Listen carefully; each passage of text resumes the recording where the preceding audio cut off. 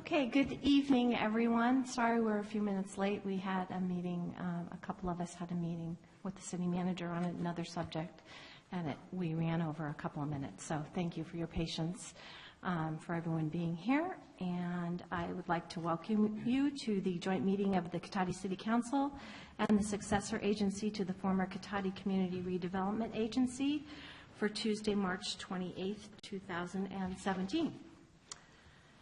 May we please have a roll call? Councilmember Skillman? Here. Councilmember Deloso? Here. Mayor Harvey? Here. Vice Mayor Landman? Here. And also Councilmember Moore is absent. Thank you for that. And if you would all please rise and join me for the Pledge of Allegiance.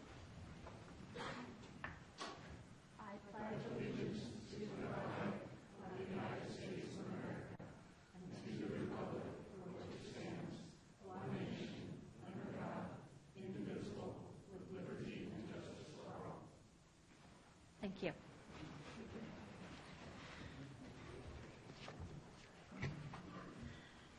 So we can move on to the approval of the minutes and notice of waiving of reading of all resolutions and ordinances introduced and or adopted under this agenda action. Move to approve. Second. I have a motion and a second. All in favor? Aye. Let that show 4 with 1 absent. And then we will move on to announcements.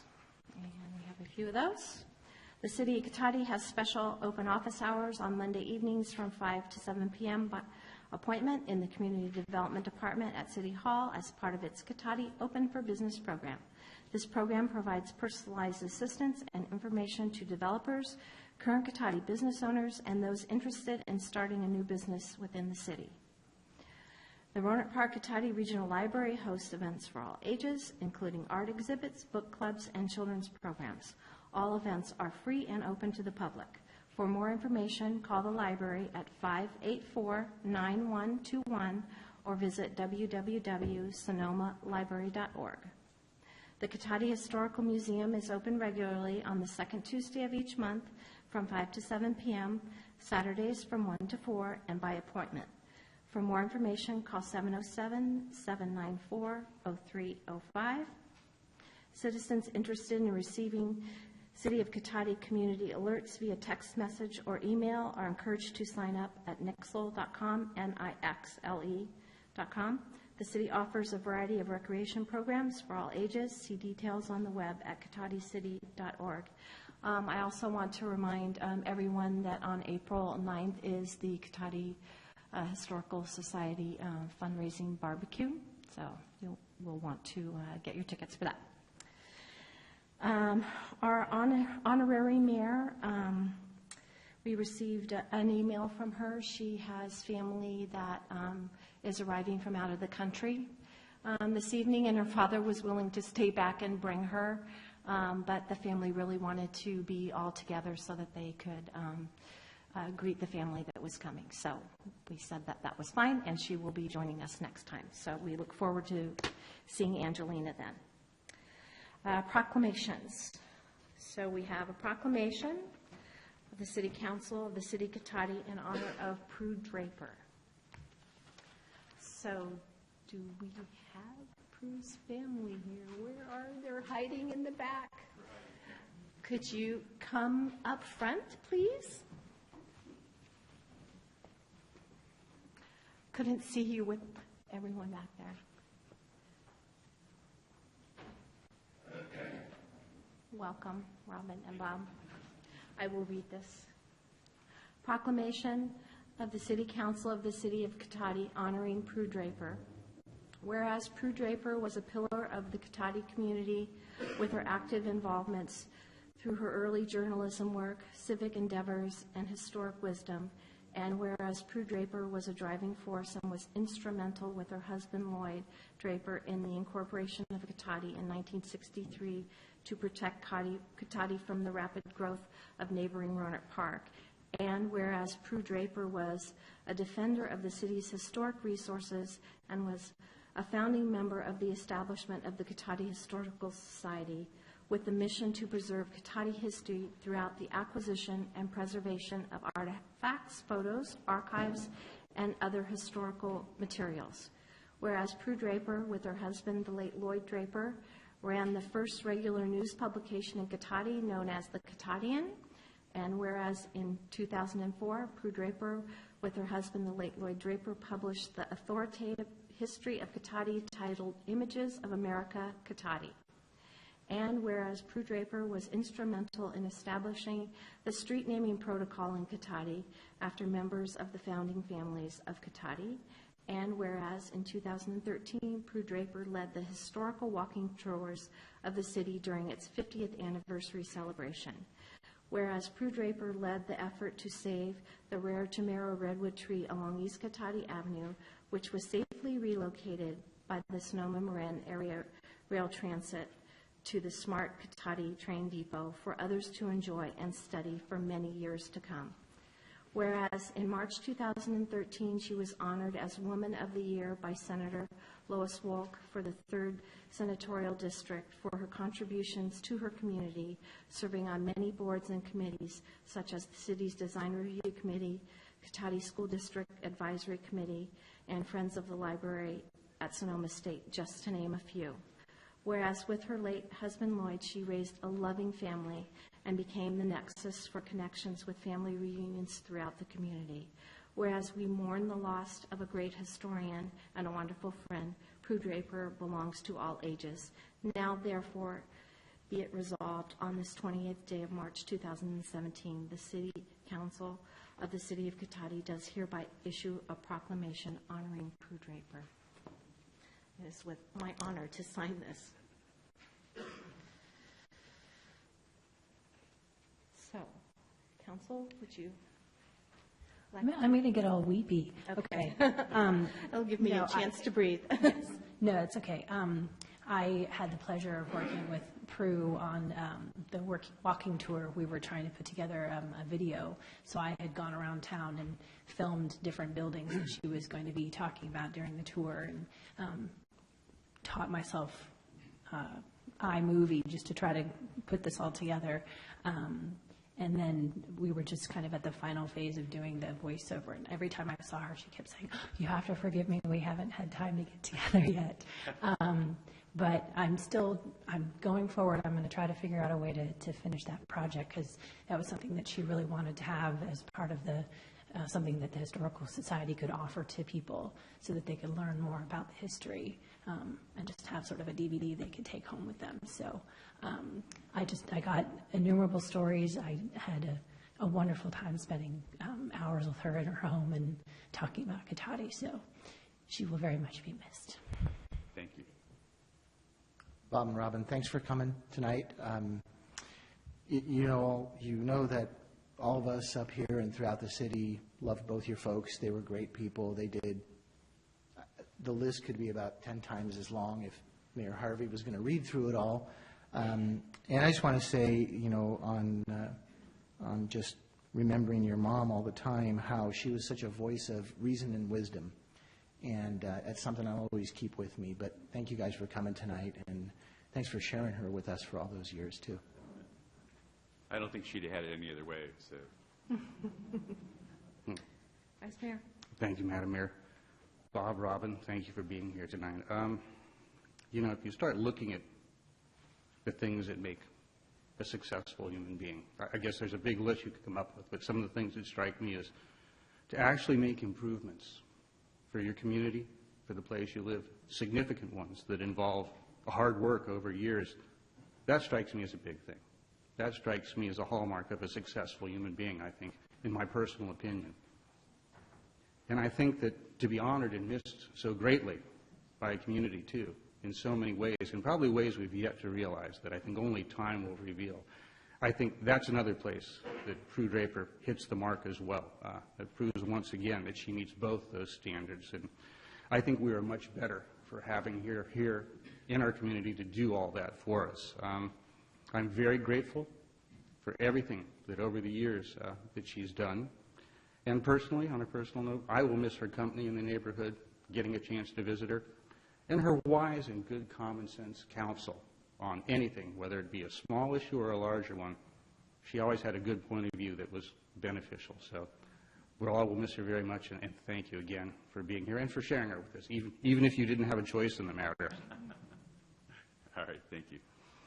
Yes, I met Prue and actually Lloyd early on when I moved to Cotati in the late 70s at one of the events down in the park, and they had an exhibit down there with pictures and things, and I ended up spending, over an hour just talking to both of them because they had just so much information, and it was really important to me since I just joined the community, and then I learned later on that not only did they have these beautiful pictures of Cotati, but then they had all these other things. So it was really my pleasure to help when the Historical Society decided to share everything with the citizens of Cotati. It was my pleasure to help.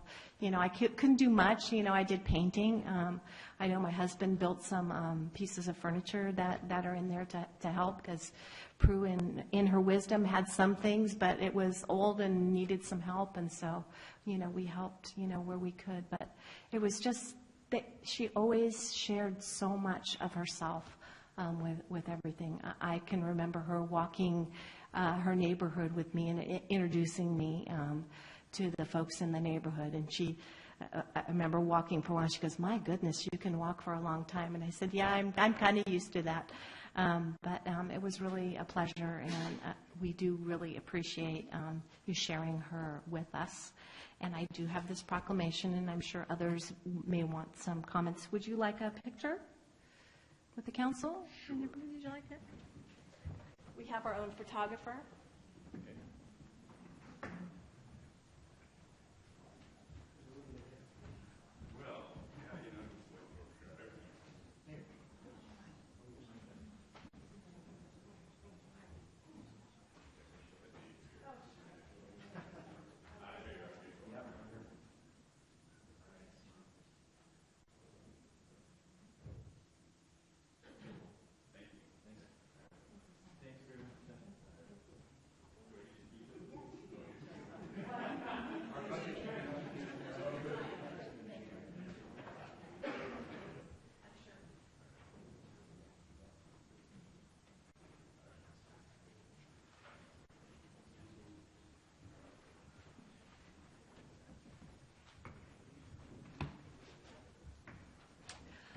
George.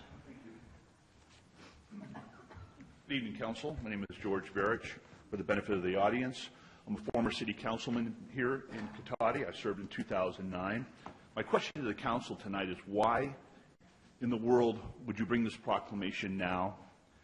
I'm really concerned about the other people in Cotati who have donated so much of themselves to this town who will never get a proclamation.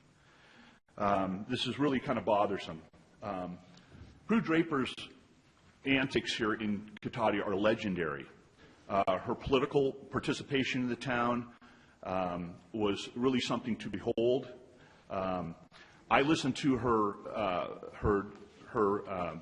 classes on the history of Cotati. It was pretty clear she despised Rohnert Park. When you listen to the history, the way that she put forth how Rohnert Park became established in Cotati, there is definitely a whole lot of animosity between Cotati, the Drapers, the founders of Cotati, and Rohnert Park. And it came out very, very clear in their dissertations about Cotati. When she referred to the native Indians of Cotati, and I quote, she said they were not very smart. I almost fell off my chair when she was discussing the native Indians in this town as not very smart. She liked to support candidates in town. And when I ran for city council, people told me, George, if you don't kiss the hand of Prue Draper, if you don't get her blessings, you're never going to get on the city council. And I told people, I'm not kissing her hand. Okay? She worked so hard to keep any independents and conservatives off this city council. Even in a minority position, she worked so hard. I warned her about Diane Thompson, city manager Diane Thompson. She wanted nothing to do with it, and then you fired her. She supported the idea of sanctuary cities. When we discussed it here years ago, she was in favor of it. When I was on the city council, she ordered me to resign my seat because I had the audacity to vote against the council some 5 to 10% of the time. She came before on this podium and demanded that I resign. Most of you, kissed up to her in order to get her blessing. She financially supported your campaigns for city council. When I ran the Cotati Independent newspaper, I asked Prue Draper if she'd be so kind to have a column. She goes, "I'm not writing for your newspaper. I want your newspaper to fail, Mr. Barrich." She went out and bullied my advertisers along with Mr. Landman and so forth. When I was on the city council, she stood before the podium here, and she told the other members of the city council, "You have to control that man, Mr. Barrich. You need to control him." What part of representative democracy didn't she understand? Wasn't your job, the council's job, to control anybody on the council? And then when she came forward to put the museum next door, she promised the council it would be a temporary location.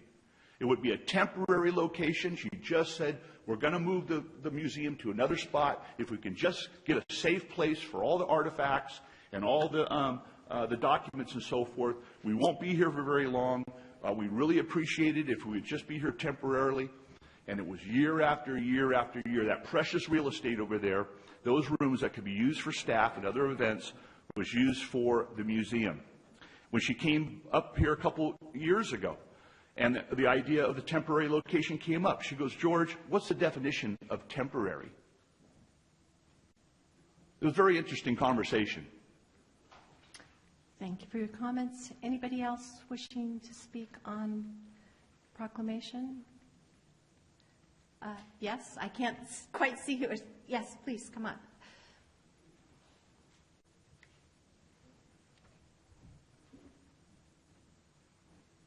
My name is Barbara Jean Veranda. I was born in Cotati and now live in Pingrove.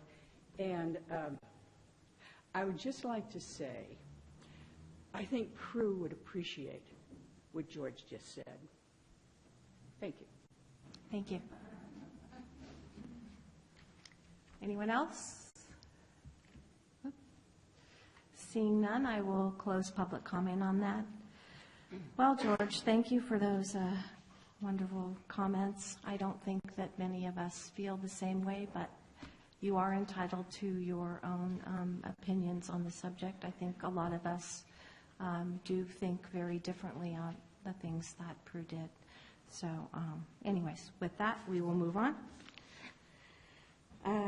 Approval of the final agenda. City Manager, I know there's been a request to move item 13A up because I believe there is quite a lot of speakers that want to speak on 12A. After 11C. So if we could move that after the consent calendar, is that okay? Yes, that's Will fine. that be okay? Are there any other changes? There are no other changes, no. No other changes? Okay. So with that, we will move 13A right after the consent calendar and before the public hearing. Now we will move on to citizens' business. Any member of the public wishing to speak to the council on any items listed on the consent calendar or any matter not listed on the agenda that are within the subject matter jurisdiction of the council may do so at this time. Pursuant to the Brown Act, the council is not allowed to consider issues or take action on any item not listed on the agenda during this period. Pursuant to the City Council Policy 2016-1, comments of any member of the public are normally restricted to a total of 3 minutes in length per person for matters not on the agenda, and a total of 3 minutes per person in length for any and all items on the consent calendar. The mayor may extend the time limit for a reasonable time where a disability accommodation has been requested. And I'm looking to see if I have any, let's see, who wants to speak on that? I do have a question. Anthony Piazza, now, did you want to speak on item 12A, or did you want to speak on something else? It said, address the city council about. No, it's not on the top price. It's a few So, okay, so it isn't on Valparaiso. Okay, then I will have you come up because that's not on the agenda, so you may speak now. I wasn't sure, I just wanted to be, make sure I had, no, you can come up and speak, yeah. I just wanted to be sure that I had your concern. Right. Thank you. I've lived in Cotati for 5 years, and I have disabilities. And I wanted to speak on Putnam Park. There's 2 handicap parking spots that are underwater most of the winter, about 2 or 3 inches of water. I use the spots with my placard, and I've fallen in the water. And I think that the city should hopefully put in something to correct that problem, maybe a French drain or elevate the 2 paths because they're unusable during the rainy season on that matter. The street lighting on Eucalyptus and Old Redwood Highway, that is the most dangerous intersection in Cotati. If you come down Old Red and you turn on the Eucalyptus when it's dark, you cannot see anything for 2 or 3 seconds until your headlights illuminate the curve on the street. The other day, I was coming in there with my daughter, and there was a branch that had fallen on the street, and we hit it because we didn't see it until it was too late. What I'm asking for is a street light maybe at that intersection shining on the dark spot. And I think anybody should try driving in there at night after dark, and they'll experience it. It's a little scary until you can see what's in front of you. It could be a person, an animal, anything in the street, a car stop. The police department, I'm retired from the Los Angeles Police Department. Yeah, our officers are on patrol 24 hours a day, and when they see something that's out of order in the city, they should record it and report it to the city manager for correction. This could be anything like water leaks, sprinklers leaking, which has occurred in my neighborhood for several years, street lighting things, whatever the city needs to know, would there be potential liability on their part. And the last thing I'm requesting, I may be on the board of the Sheriff's Review Committee, and I've suggested that the Sheriff's Department purchase and use laser beams on their weapons. In Los Angeles, during my period, 1968, I was sworn in when I got back from Vietnam. I was sworn in as an officer, and I spent 5 years on the streets of Watts on patrol, my first 5 years. And never fired my weapon, never shot anything. Got in a lot of fights with the Black Panthers and so on during the course of an arrest. But with lasers, and I've recommended this, with lasers, you don't have to put 4 or 5 bullets in the center of a guy's chest because he's holding a pipe or a potato peeler or anything. If you have a laser beam, you can place a shot in the arm or the leg and not kill the poor man because tomorrow's a better day for him. That's always been my philosophy. We didn't have that technology when I was on the streets in Los Angeles, South Central LA, but it's available now, and I think maybe Cotati could benefit from that. We haven't had a bad shooting here, but if the day comes, it's going to be a big mess. Thank you very much. Thank you for your comments. Okay. Lori, you had citizens business? Yes? Okay.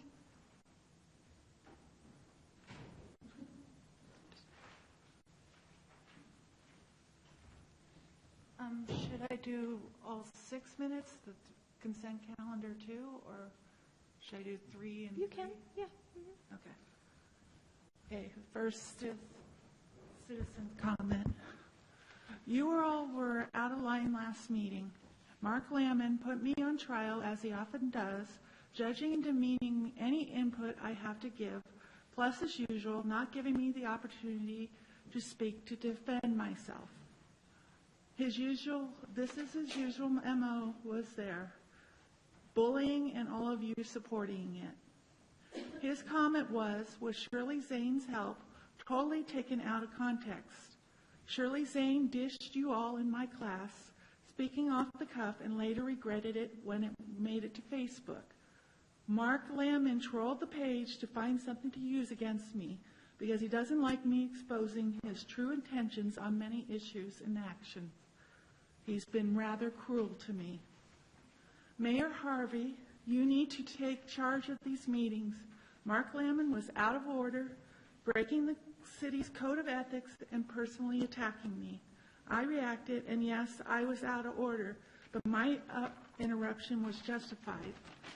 Then you all supported Mark Lamon's actions by calling a recess. You are the ones who caused the disruption by allowing a personal attack, and you all need to take responsibility for your actions that caused the citizens of the city to not speak out anymore.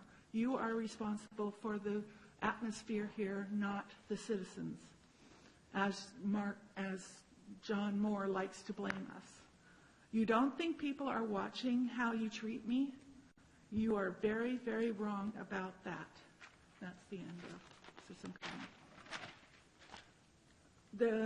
The consent calendar, I should be reset for 3. Yeah. Yeah. Yeah. Thank you, Lauren. Hang on, she'll get, Yeah. there you go. Okay. The consent calendar those items should not have been on the consent calendar. They both should have been action items. First one, there is no way that the consent calendar item should be endorsed and signed by the City of Cotati that has to do with the CCAs and it benefits Sonoma Clean Power. Mark Lamon has a conflict of interest with the Senate bill due to his being on the board of directors of Sonoma Clean Power and being a seated councilman. The Code of Ethics does not allow for the mixture of city and personal interests, such as the support of the interests, I'm sorry, I messed up on this, as the support of the Senate bill would be a support of his personal interest. That is a violation of the Code of Ethics, and the line and the letter should not be signed by the council. The next one is on the agenda is the Chamber of Commerce donation. And just for everybody else's notice, in 2014, the City Council got a new city fund for $150,000 for economic development, and they have a new fund for $15,000. I'm a little confused. It's either $15,000 or $25,000 for City Council contributions. Every cent for the last 3 years has gone to the Chamber of Commerce. The Chamber of Commerce does not need our support. They've already got our tax dollars. All events they put on, like the Oktoberfest, the Kids' Day, they are fundraising events. You need to stop breaking the Code of Ethics with John Moore, too, on personal interests. And this $15,000 should not, they assume in the letter, it says it is their funding. They don't even ask anymore. They think it's theirs. And that's wrong. You guys, it's a slush fund, you know. So, anyways, that is the consent calendar. Thank you. Thank you for your comments. Anybody else wishing to speak on citizens' business? That would be items not on the, yes, George. Thank you, Mayor. Thank you for the warm welcome tonight, too. It was very charming. Thank you. I have to agree with Ms. Alderman. The mayor lost control of the last city council meeting. Everybody, all the citizens were very professional and forthright, and Mr. Moore, who's not here tonight, repeatedly interrupted me. We almost had to get into a shouting match to ask him to control himself and to obey decorum, and that I had the floor. And if he couldn't control himself, he needed to leave. And Mayor Harvey, it's your responsibility, ma'am, to keep order here.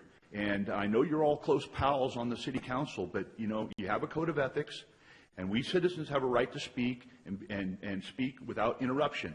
And you let him get away with it. And it is a violation of the code of ethics. Section 5 is clear. You must listen when other people are speaking and must not interrupt.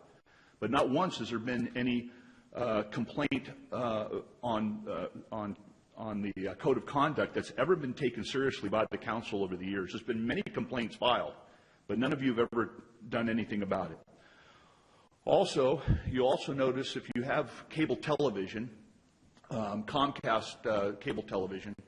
Channel 26 is a public access station that was donated to or authorized to Rohnert Park for public information and government access and public access and so forth. Because of the Cable Act of 1996, I believe, there's supposed to be a few channels open for public access and government access. And Rohnert Park has used their channel for years.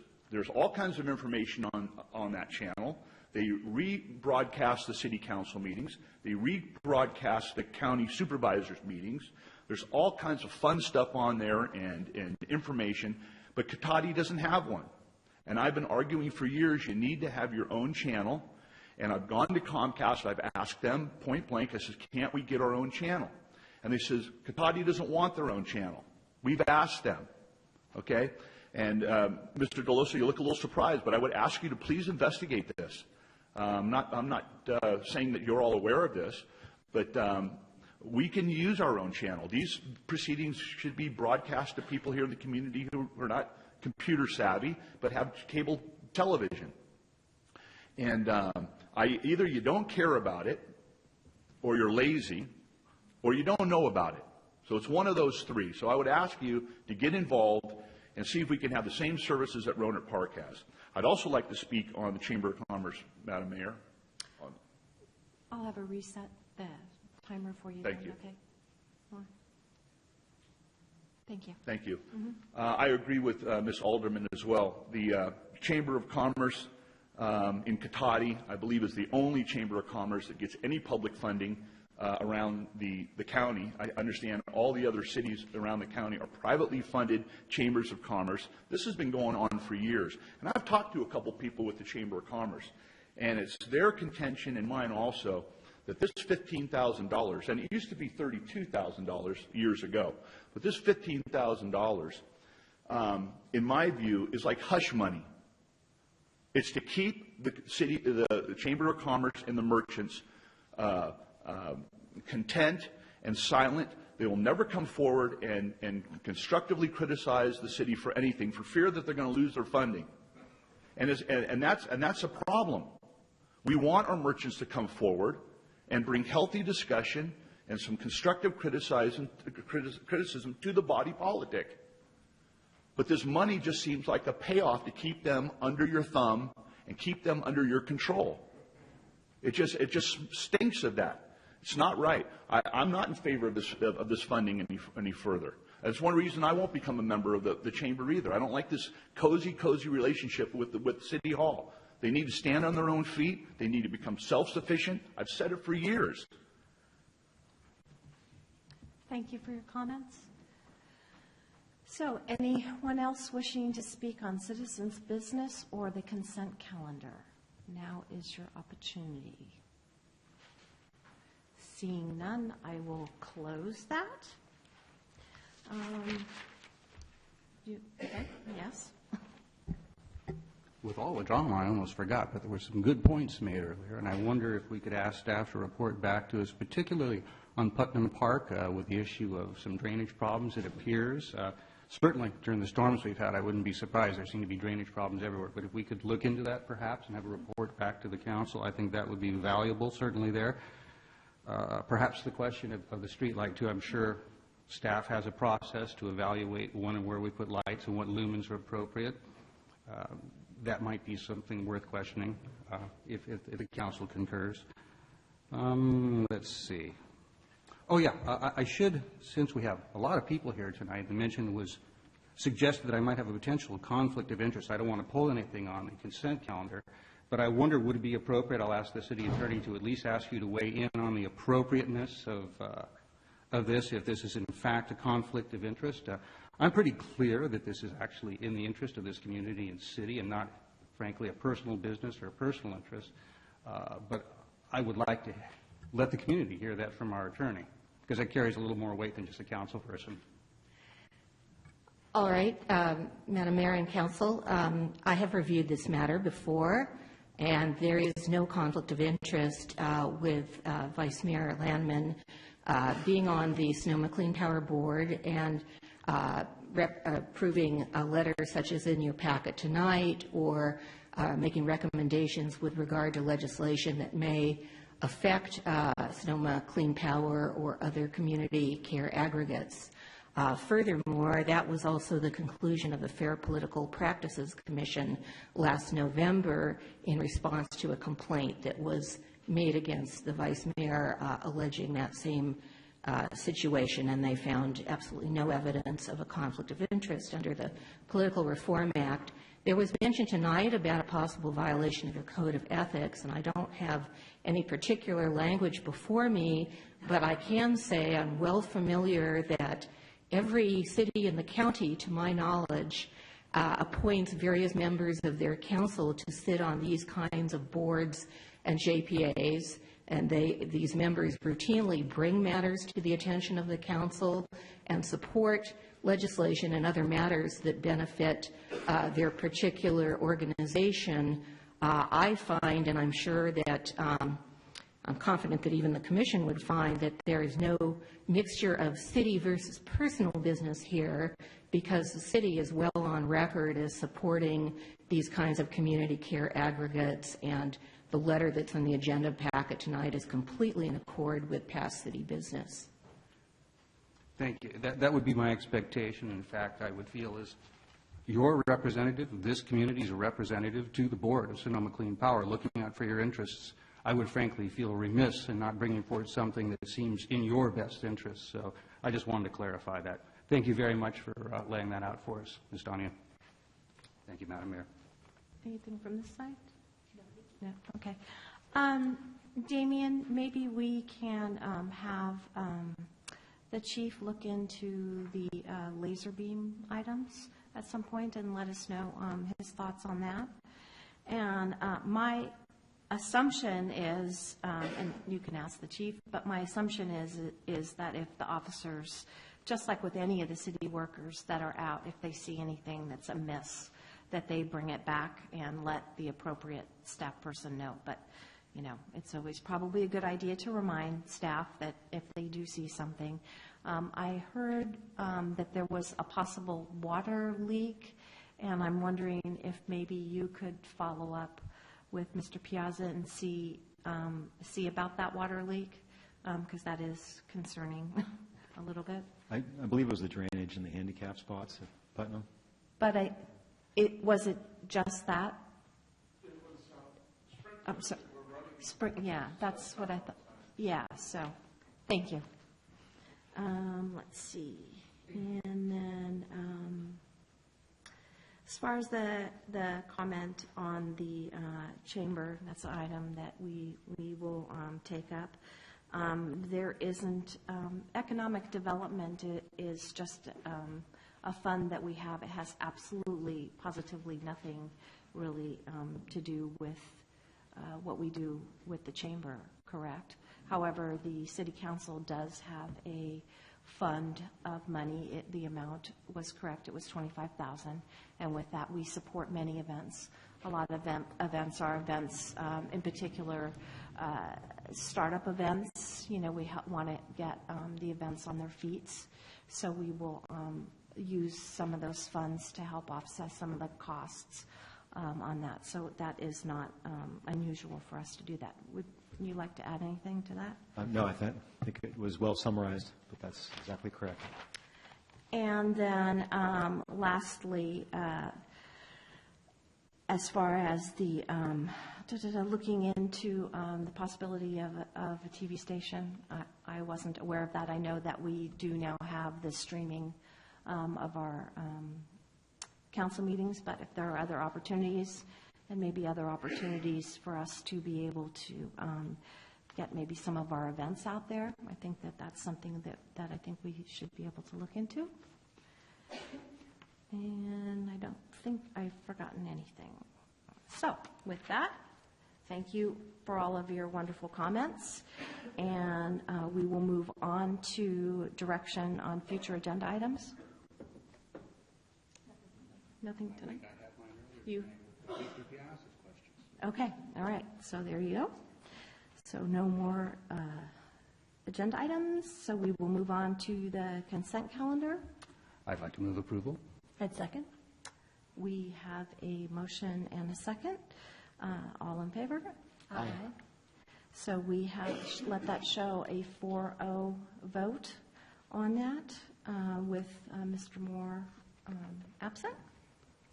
And we will now, as we stated, we will move agenda item 13A up so that we can get that taken care of. May we have a staff report on that? Yes, thank you, Mayor, members of the council. So this item is a lease extension for the Cotati Historical Society, which currently leases a space in City Hall, which is where the former police department used to be, and it's on this east wing along West Sierra. They originally entered into a 10-year lease with the city back in 2008, which will be expiring next year. And you see a draft lease agreement attached to the staff report, and it's essentially the same as the original lease, with the primary changes being another 10-year extension to the lease. So it would go from 2017 to 2027. And then also there was a request for their annual chicken barbecue fundraising event that they have the use of the Cotati room. And the way it would be structured is that they would still be responsible for the deposit, and they would be responsible for cleaning the room after the event. And the deposit would be a damage and/or cleaning deposit if it was necessary. But presuming everything's cleaned and nothing's damaged, then the deposit would go back to the Historical Society to assist them in their fundraising efforts for the museum and all the programming and events that they do. So with that, I would be happy to answer any questions. Oh, yes. Thank you. May I I wasn't looking for it from that direction. I understand. I'd just like to add one point. It's actually not a lease agreement. It's a revocable license agreement, and I think a lot of people use the terms interchangeably, but actually a lease connotes more of a property right in the facility, and so just wanted to point out for the benefit of others who might not be aware of that, it's a license agreement. Okay. Yeah, and I apologize, I misspoke. It is a license agreement. And, Thank you. And I will also add that we have a couple of representatives here from the Historical Society. I see several, but Ed Gilardi and John Allred are here if you have any questions as well. Okay. Any questions? No questions? I do have one question. I have one question. So you mentioned the cleaning, and that if the room was not clean, that would be taken out of the deposit. So should that cleaning fee really be listed on here as a cost that's proposed for donation if in fact it won't be charged, and it won't be unless the room isn't clean? It's just a question. In the staff report? In the staff report, yeah. It's just to describe the normal rental The process. normal, okay. So we wouldn't really, there would not be really a donation of that $120. The expectation is that the room will be returned to us clean. It's and true. if it's not, then that money to clean it would be taken out of the deposit. Did I understand that right? No, you got it right. So Okay, it's just to describe the current process and how Okay. this is different. Okay, thank you. Okay, with that, I don't have any speaker cards on this item. Is there anybody wishing to speak on this item? Yes, George. I want to remind you, when this issue first came up of using these valuable city rooms for a possible museum, it was promised to the city council that this was going to be a temporary location. And there was a whole dog and pony show that was put on about how this was going to be a temporary location, and the Museum and Historical Society was going to move across the street to the Folletti House property over there. There were all these plans. There was all this concern from the council that, yes, we're going to need that office space eventually. Cotati's going to grow, so we're going to need that space. And we were assured it was going to be temporary. And the council promised the citizens It was a temporary location. No other city in Sonoma County allows a museum or historical society onto public property. These are private enterprises. This is valuable office space. The recreation department runs out of a 10 by 10 room over here. There's stuff stacked all over it. She's running a huge department. And I would say that I would like to see the recreation department and the kids get that room and get the museum back on track to moving to a suitable location. There's also safety issues here. This building is not earthquake retrofit. And former police chief Bob Stewart told us at length, this building needs to be earthquake retrofit. It's not safe for people to be in this room if there's a moderate earthquake. If you walk down the hallways, you can almost feel that the building is a little bit sideways. It's ancient. And now we're going to store all the historical society artifacts and documents in a room over here that might not survive an earthquake. We brought that issue up too. It's not good for the contents of the museum as well to be in that room. We have some, 6 or 7 multi-purpose rooms right next door here in the old middle school. Most of those rooms aren't being used. We rent them to some classes once in a while.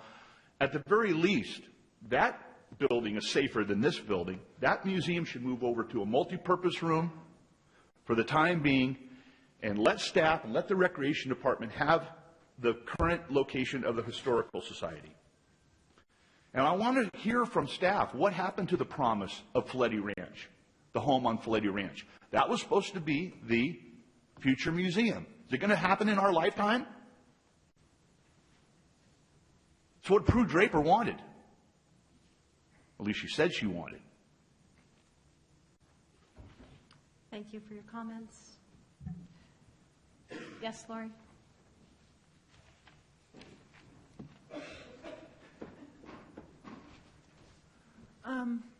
I also am not in support of the Historical Society having a 10-year lease for, I think it's $1.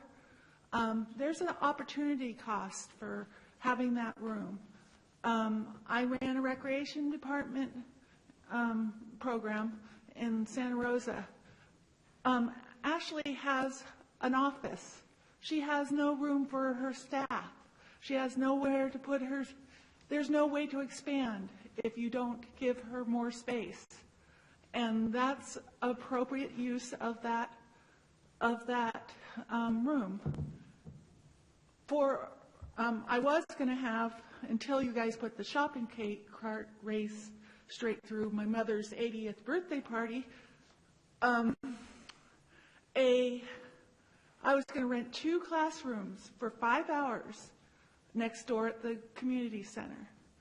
Between the fee and the insurance, it was $200 for 5 hours. That's money that citizens have to pay just for a room for a few hours. Why do they get 24/7 for a month in years, in 10 years? The money should be going to not certain interests, but for everybody involved, not. It should be. There's smaller places, I'm sure, over there at the community center. It could be. It should not be in 10 years in the building at the expense of the recreation department. Thank you. Thank you for your comments. Yes, Ed?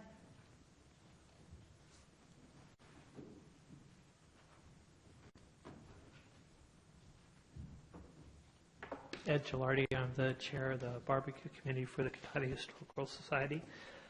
First, I want to thank you for your ongoing support. But just since there's so many people here, I thought a little history would be appropriate.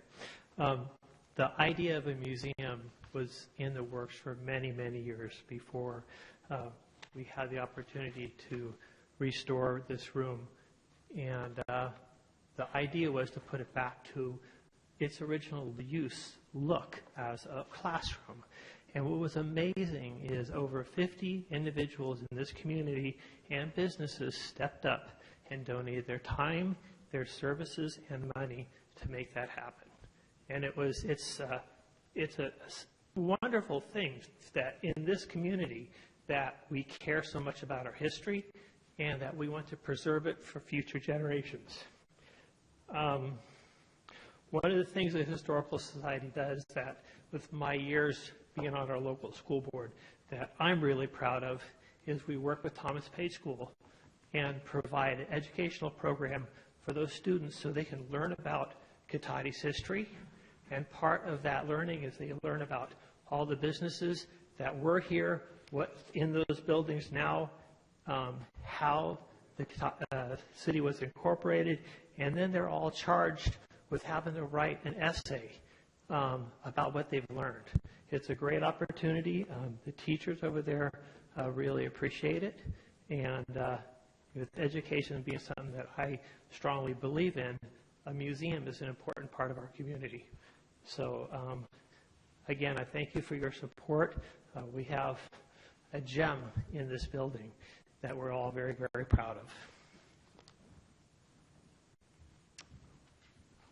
Anyone else wishing to speak on this item? Seeing none, I will bring it back to the council. Are you? Am I itching to say something? Are you? Yeah. Okay, I didn't know what this was. Thank you so much. Okay. It was a subtle, All right. hand wave. All right, to that's me. what I'm like. She didn't pick up on it, but now you know. You know, moving, as Mr. Barrich mentioned, moving to the facility across the street, as he well knows because he comes to every council meeting, that building is not structurally sound. And we put money aside in this year's budget to hopefully make it structurally sound, but that's not been a building that anybody could go in, regardless of earthquakes or not. I also find it fascinating that you have concern about pulling things, again, the building not being potentially earthquake-proof, pulling out the items. I mean, these are valuable, one-of-a-kind items, yet it's okay to put kids in there and have programs for children. So I find that a little confusing in my head when I'm trying to think through this. And I love the fact, I'm actually proud of the fact, that there's no other city that has their own historical society, as small as ours is, in City Hall. I'm proud of that. I think it's a great thing, and I think we should do our best to continue that. And should that facility ever be available, then we can consider that, but at this point in time, it's certainly not. So, thank you. Okay. Wendy? No, thank you. Yes, Vice Mayor? Well, I think that's a key point. The thought always has been that potentially, I'll say likely, because nothing's determined as yet. Heaven forbid we actually say we're going to do something before we vote on it. But the thought would be eventually to be able to use the property over in the Folletti for something truly larger that can hold the collection. Because we're fortunate in this community. It's a remarkable collection that Prue Draper spent decades, her whole lifetime essentially, putting together. It's really remarkable, and we really can't, even nice as this room is, we can't show it all to you. There's not room for it all. That's why it moves around. And I don't know if everybody here has had a chance to see it. But if you ever have the chance sometime, if you're driving by and you have a little spare time and you see the sign, you should take a look because it's really pretty special. Unsurprisingly for this community, there's some unusual things in there, and I think you'll all like that. I wanted to point out that this is a very flexible, that we're not locked into 10 years either way. This extension, a license extension, can be terminated by either party or extended by mutual consent at any point, and rather abruptly, actually. So there's full flexibility for whatever is the most beneficial for the community. And I want to point out that's the key point, is benefit for our community here.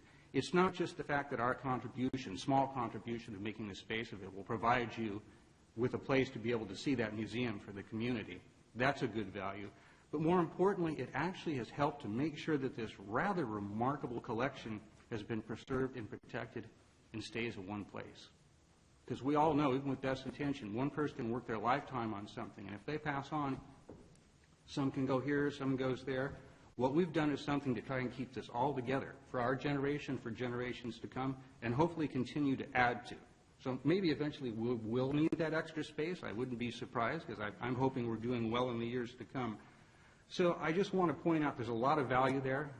Another reason we should all thank Prue Draper for everything she did for us. And perhaps not everyone has the clarity to recognize that value, but I believe most of us do and really appreciate what it brings to our community. I know I certainly do. So, unsurprisingly, I'd like to move that we adopt a motion authorizing this. Well, you can do that, but I get That's right. my As soon as you're done, I'd like to Okay. do that. Well, thank you so much. So you mentioned that we have to rotate the collection. I know that's been a problem, is because the building space is a little bit small, and there is so much more. So that's important for our community, and as we save things, like I know that when we had the 50th year anniversary, we saved things for that. And it's important to celebrate our history. It was mentioned that nobody else has one of these. We belong to mayors and council members of Sonoma County, and there are 10 other cities. And when it's our turn, which occasionally it is, to sponsor that event, we usually will have the Historical Museum opened up. And all of those cities and their councils are always sort of jealous because we have such a gem. I know oftentimes Rohnert Park, they have apparently a metal storage container that has stuff, and they've never been able to put together a historical museum for them. So that we are the envy of the county because we do have such a gem, and we do appreciate that. And I think that one nice thing about having it here at City Hall, be it in City Hall, be it across the street, be it in, is that it's centrally located for the citizens of our community so that they can enjoy it. So I just think, I do have a question for the city manager. I know that they have been working on a report of that building across the street. Do we have any sense of when we will get that information back on what it will take to make that building able to be used? We do have all the basic information, and we just need to put it together and bring it to council. So I expect this spring we'll be talking about it. Okay, yeah, that's good, yeah. Because part of, I know what ultimately, some of the vision was to make the whole thing educational. The education was pointed out, and, at some point, maybe, history and, how the old farming was here, and, all of that can ultimately be taken care of, and I too, George, hope in my lifetime, I know things don't move as quickly as some of us wish they could, but hopefully in our lifetime we will be able to preserve history and make it even more educational. So that's my 2 cents, so I will entertain a motion. And with that, I would like to move we authorize the city manager to execute a 10-year license agreement extension with the Cotati Historical Society. I was going to ask, should we add the word revocable, since it was pointed out that it is a revocable license? I would be pleased to do that. Thank you. Okay, I'll second with that addition. So we have a motion and a second. All in favor? Aye. Any opposed? Nope.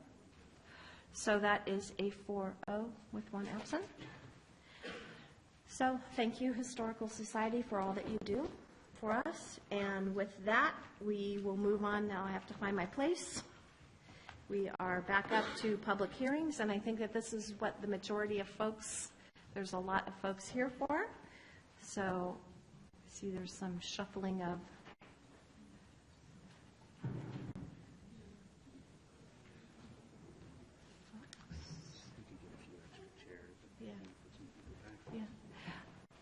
Damien, is it possible for us to get a few more chairs? Do we have like all the chairs that are possible for us to, I need to have people standing? Well, he can get people to do it. Yeah, he can do that while we're juggling.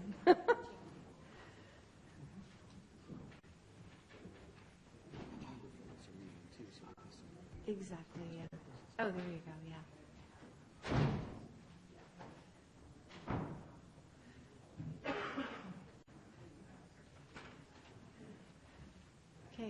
This is Katati. We don't have Yeah, this is like musical chairs, yeah. It looks like we have some folks that have left, and it looks like we have some more seats that we are able to make available, so hopefully everyone will have a chair.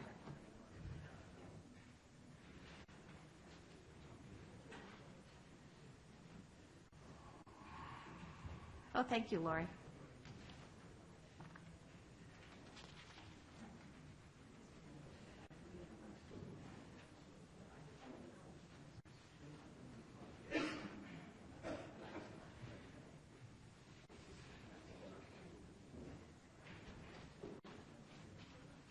Just about there. Are you guys just about there too?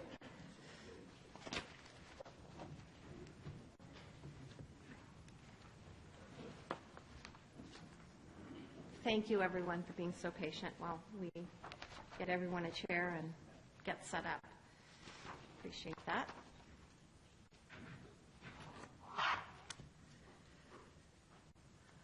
Okay, looks like everybody who wanted to sit has a chair, and with that, could we get a staff report?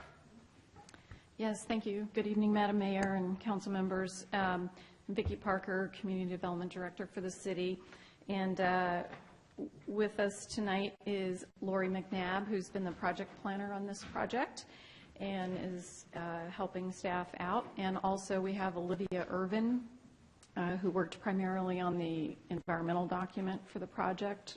She's available to answer questions. And of course, Craig Scott, our city engineer, is available as well. I just want to mention one thing before I turn it over to Lori, and that is that there were a few pieces of information that are on the dais and were made available to the public, late adds to packet. This is primarily information that the applicant provided to us. So the only point I want to make about that for the public is that the site plan exhibits are for the purposes of calculating the affordable units, and they're not necessarily the proposal. They're not necessarily the map that is before the council tonight. So it's going to differ somewhat. Having said that, I think a lot of folks are interested in the road alignments, so the road alignments are the same. So just wanted to make that quick clarification. And with that, I will turn it over to Lori and we'll get started. Good evening. We're here this evening to consider 100 Valparaiso subdivision. It's a vesting tentative map amendment. And there are a few entitlements that are going to be considered tonight. I first mentioned they're amending the vesting tentative map. There's also an entitlement for design review for the project and also a hillside development permit. Also this evening, for your consideration and in your packet is the addendum under CEQA, which is an addendum to an adopted mitigated negative declaration. So this project is amending the vesting tentative map. This is the tentative map which was approved by this council in 2009, and I'll go through it a little bit. The dark blue lines you see are the public roads that were approved with the project. These light blue lines are private lanes and alleys that were approved with the project that some of the homes fronted onto. The project also had several open spaces in green, and you can see one kind of was envisioned as a ball field. The project also, that green polygon that just came up in the center, the project also conditioned that the historic home would be rebuilt and used as a community center. And then this orange polygon, the T-shaped building, is the stone structure that still stands out there. And in this 2009 map, it was envisioned that that stone structure would be an accessory unit to a private home. And that is that has changed with the new map.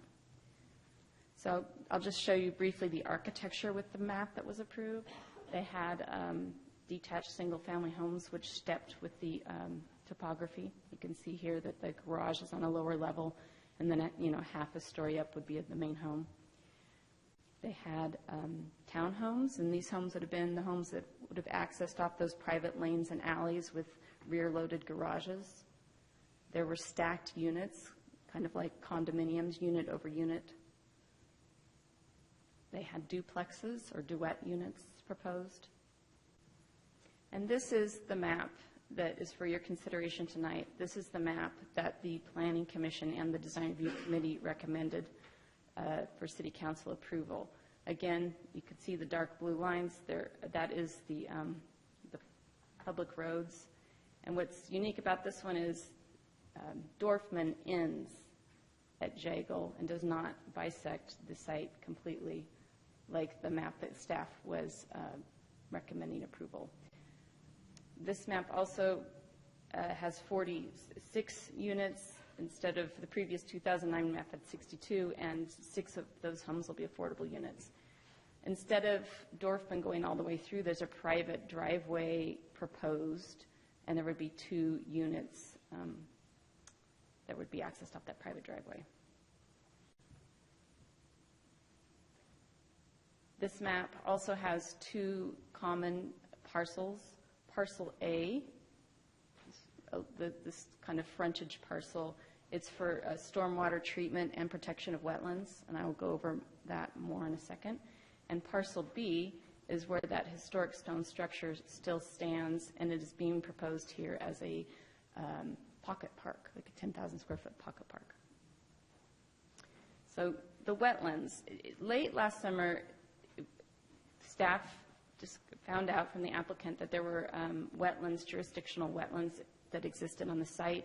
These blue lines that you can see are the jurisdictional wetlands. You can see them right here. This parcel A is that parcel in the green.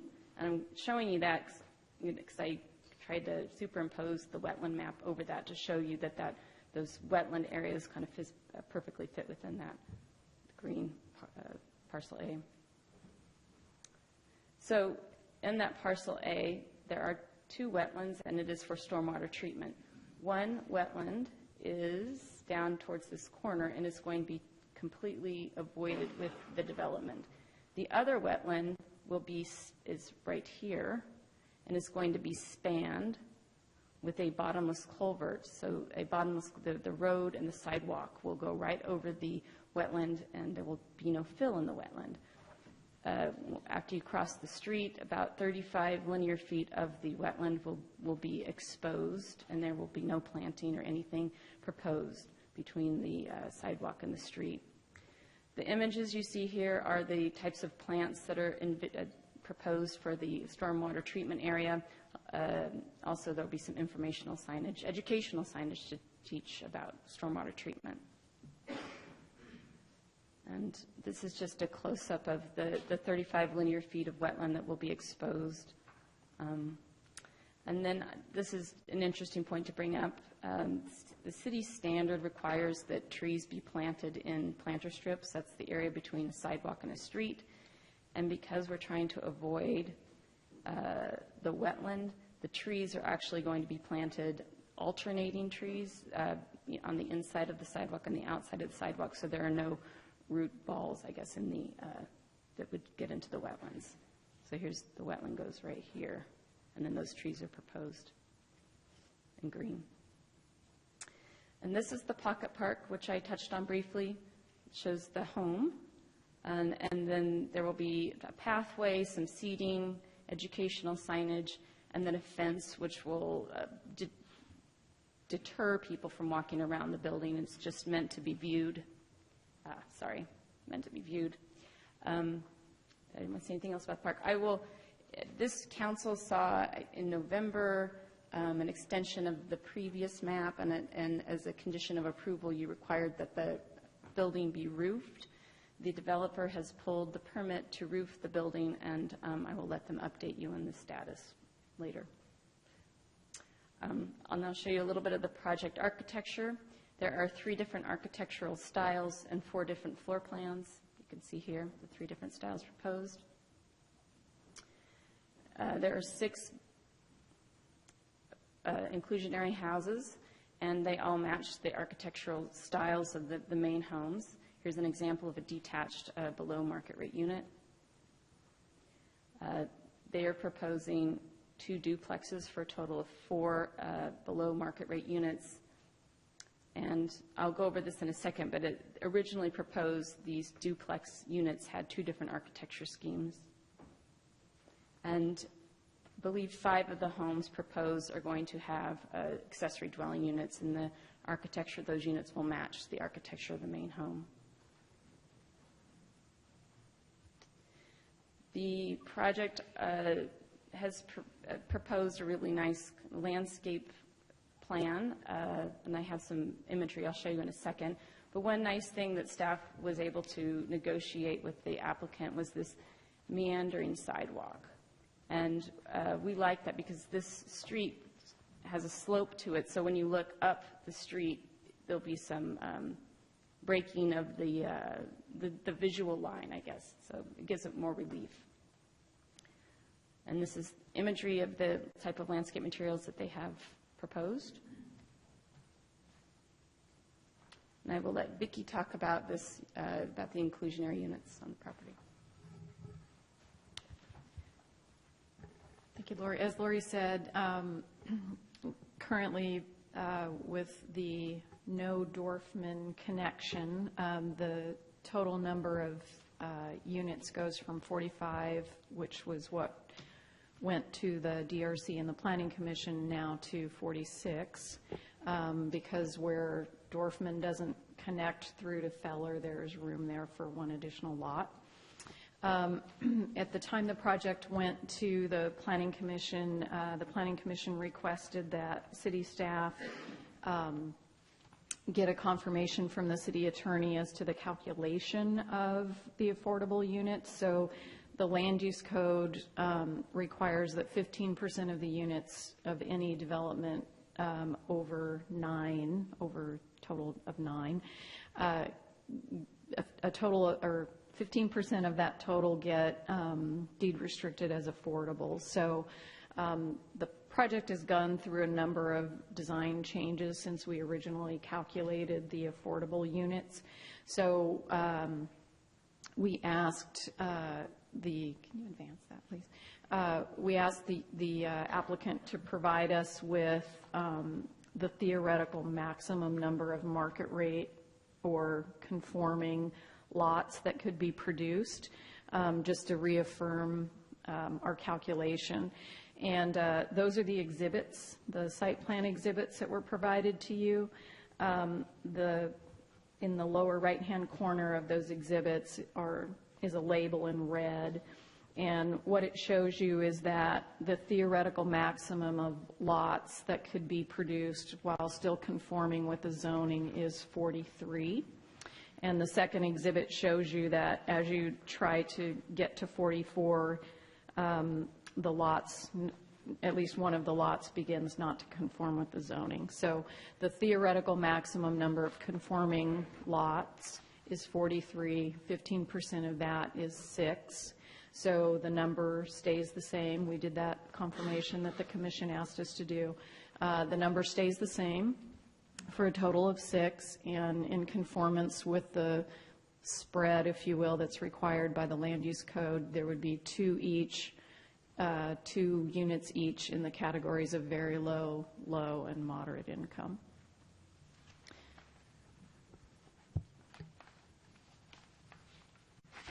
And here's the map of where those 6 affordable units will occur on site. The two duplexes here, and then 2 detached units. So the Design Review Committee and the Planning Commission both recommended approval of design review with some changes, and I'll go through that. The first, which I alluded to a little bit, is they wanted consistent architecture for the duplex units. They didn't like that the duplex units had differing architecture schemes, so they asked that each duplex unit had a consistent architecture scheme. And they recommended different treatment for the street-facing side facades. And in this slide, the image you see above is, it keeps advancing on me, is the original proposal. Staff worked with the applicant to come up with the elevation you see on the bottom. And through our negotiations, we were able to get more windows on that elevation, more decorative features around the windows, and the stone veneer wrapped to the fence line, which we thought was attractive. But when this went to the design review committee, they thought that this still wasn't right because the pedestrian would see a lot of blank fence. And so they asked that on these side elevations there be less fencing and more landscaping. So that was a recommendation that's come forward, and that's something that staff would like to further refine through the final design review.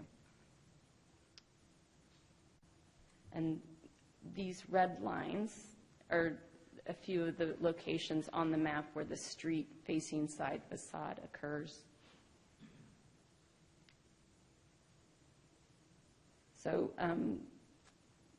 the Planning Commission and the Design Review Committee are recommending approval for the preliminary design review because the project meets the design guideline criteria by proposing a mixture of architectural styles, by proposing architectural styles that are promoted by the City of Cotati, by creating an interesting streetscape, and usable front porches. In the beginning, there were not usable front porches, but through our process and negotiations, we were able to get 8-foot porches, which are promoted by your design guidelines. This project also requires a hillside development permit. In the City of Cotati, whenever there's a property that has slopes in excess of 10%, a hillside development permit is required. The colors are kind of odd, but you can, the neon green on that map represents areas of the site that are over 10%, and then the red areas are over 15% slope.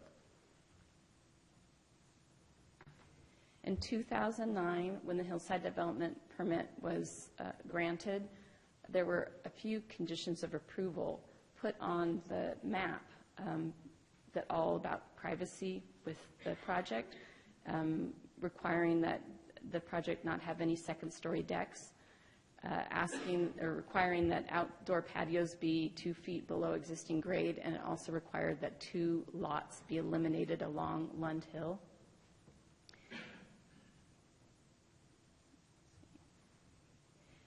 The map has been redesigned, and because of all the changes that the applicant has proposed, staff doesn't feel that any of the previous conditions are needed, and I will go over why that is.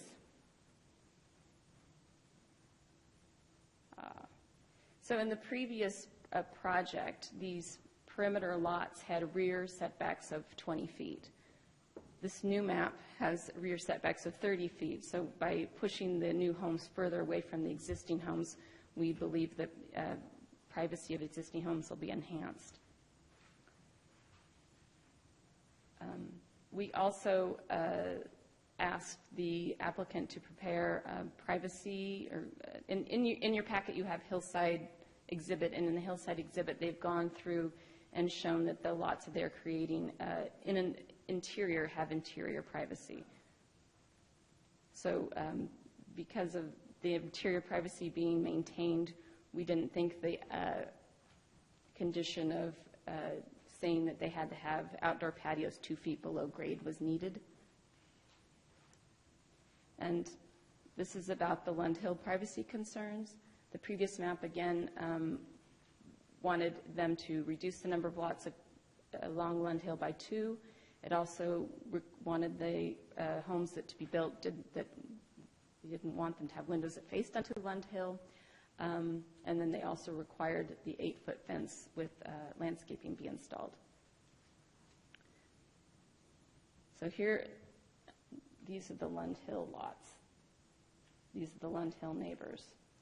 And there's 6 lots proposed along this property line, and so by the 2009 map wanted to eliminate 2 lots, so there would have only been 4 lots back there. This map is grading out this knoll, so the homes that will be proposed back there are going to be 5 feet lower than the homes proposed in the 2009 map. The homes proposed along this property line are going to be 1-story homes, not 2-story homes. And the homes along this property line are going to be set back 30 feet instead of 20 feet. And because of all these changes in the map, we do not feel like the previous condition of approval for eliminating 2 homes is needed because we feel the privacy concerns are taken care of through the design. And in this home in the, I don't know what you call that, orange or gold square, this home right here. The next slide is a study of the privacy with that home. So this home is right here. This was the orange polygon on the previous slide. This is the home that's being proposed right now, and it's 5 feet lower. The previous map, that green line that just went on the screen, the previous map would have had a 2-story home on top of that green line. So they've lowered the elevation of the home and they've pushed it farther from the existing property. So because of all the design changes that they've incorporated, staff is recommending, the Planning Commission and Design Review Committee have recommended that a hillside development permit be approved. I mentioned earlier that also for your consideration tonight is an addendum to the CEQA document. In 2009, a mitigated negative declaration was prepared and adopted for that 62-lot map. When a CEQA document has been adopted, CEQA offers guidance for the level of review that is appropriate when a project is amended. Staff has looked to that guidance and has prepared an addendum to the mitigated negative declaration because this new project does not result in new significant impacts and there are no substantial increase of impacts. And Olivia Irving is our environmental planner who worked with me on the project, and she can answer questions if you have questions about the addendum. With all that information, it is recommended, the Planning Commission recommends that the City Council approve the amended vesting tentative map with the no Dorfman connection for a total of 46 lots with 6 affordable units and grant a preliminary design review and a hillside development permit and approve an addendum for the project at 100 Valparaiso. Just before we conclude the staff presentation, I'd like to, this question came up at Planning Commission about the longevity of the landscape buffer along the lots that back up to the Lund Hill Lane lots. And the map does have a landscape easement across that. So that would dictate any structures being built there, like accessory dwelling units or anything requiring a building permit would be prohibited through that landscape easement. So it is a long-term protection along the rear property lines. And then the other document that you have that was the late add to packet was grading quantity information, and I think there's probably a lot to be said about that. We can, the information is there that the applicant provided, and we're happy to discuss it further if you want, or we can address it through questions later. So that concludes our presentation at this point, and we're happy to answer any questions that you might have. And obviously the applicant team is here as well with all of their licensed professionals that can speak to issues as well.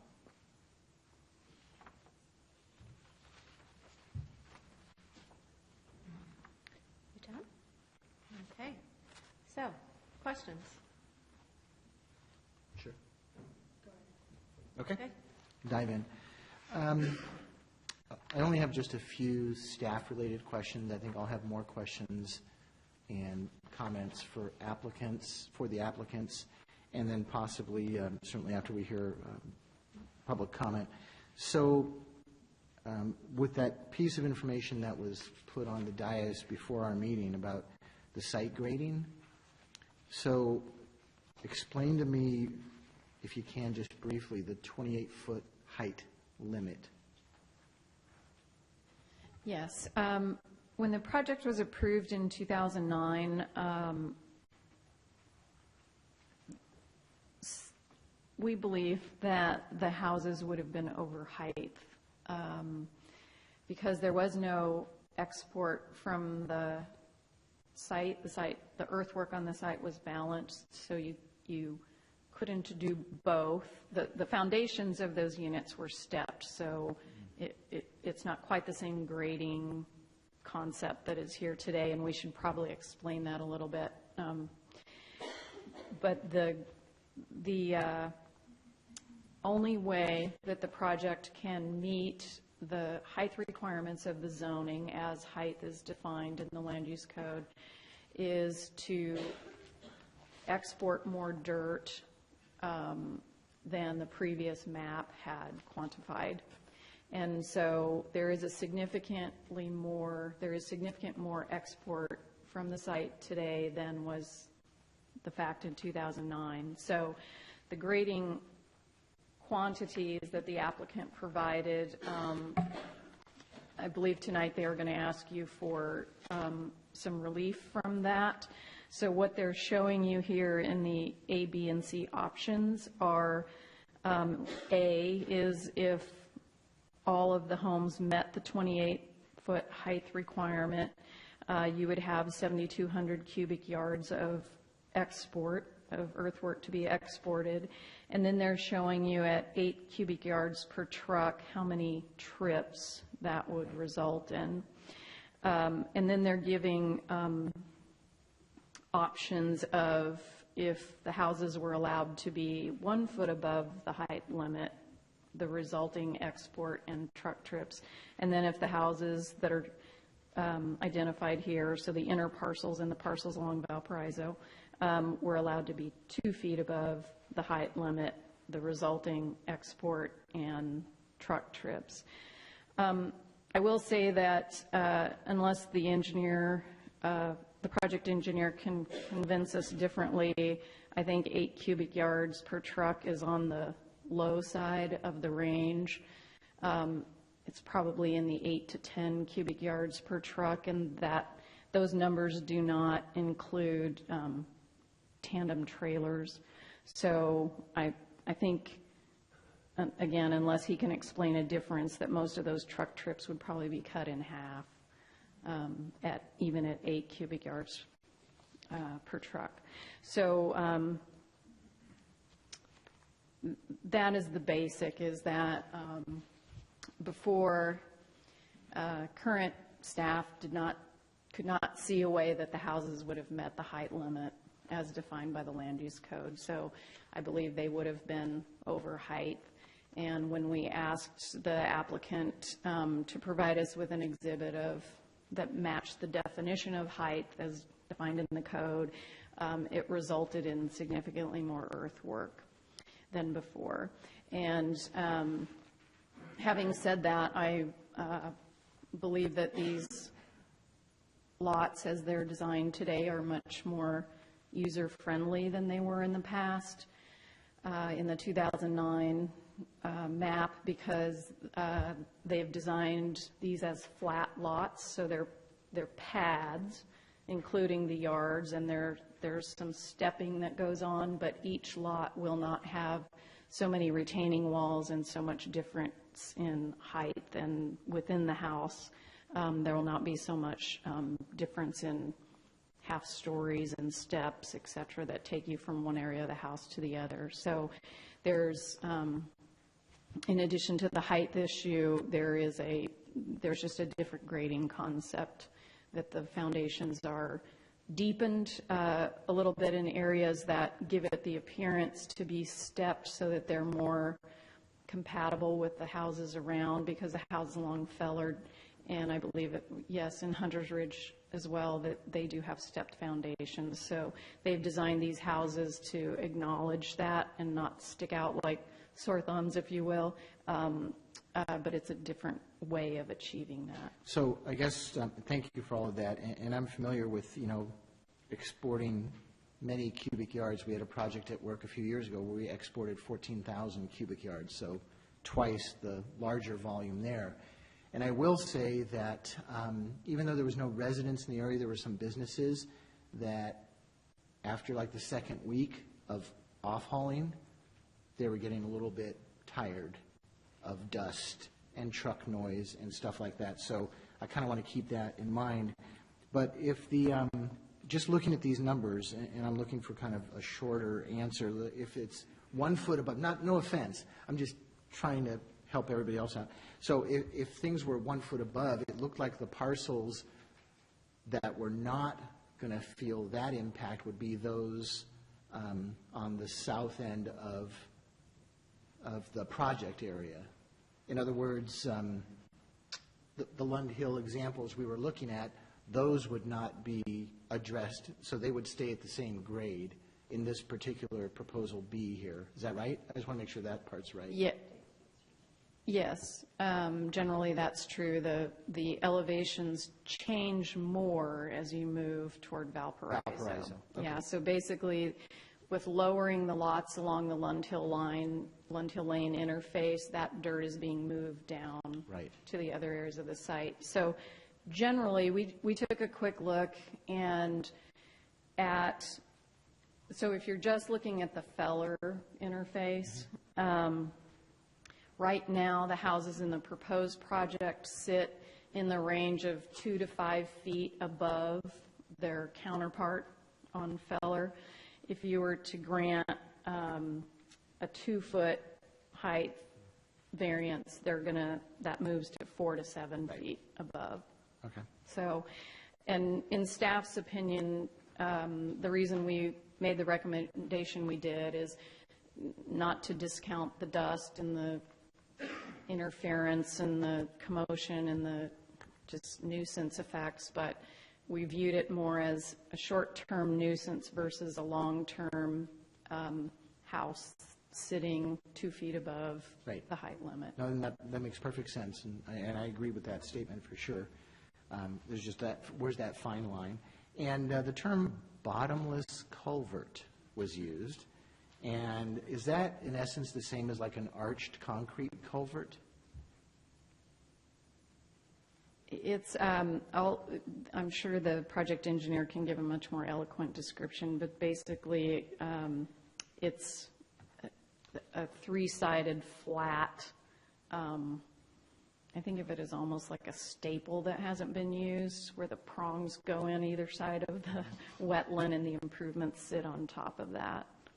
So it's open on the bottom to allow the water as it normally flows to just continue flowing in that, but braced across the top to hold the necessary improvements. So the answer to my question is yes. Yes. Just in case it comes up again. Good. I've got questions just scattered all over these 100 and large number of conditions. But I think, for the sake of moving the meeting along, I'm just going to hold off on those for now. Maybe they'll get answered by some other questions. So thank you for that for now. Yes. I concur. I have a lot of questions, lots of notes, but I think they can wait till after we've had a chance to hear from the public and from the developers here.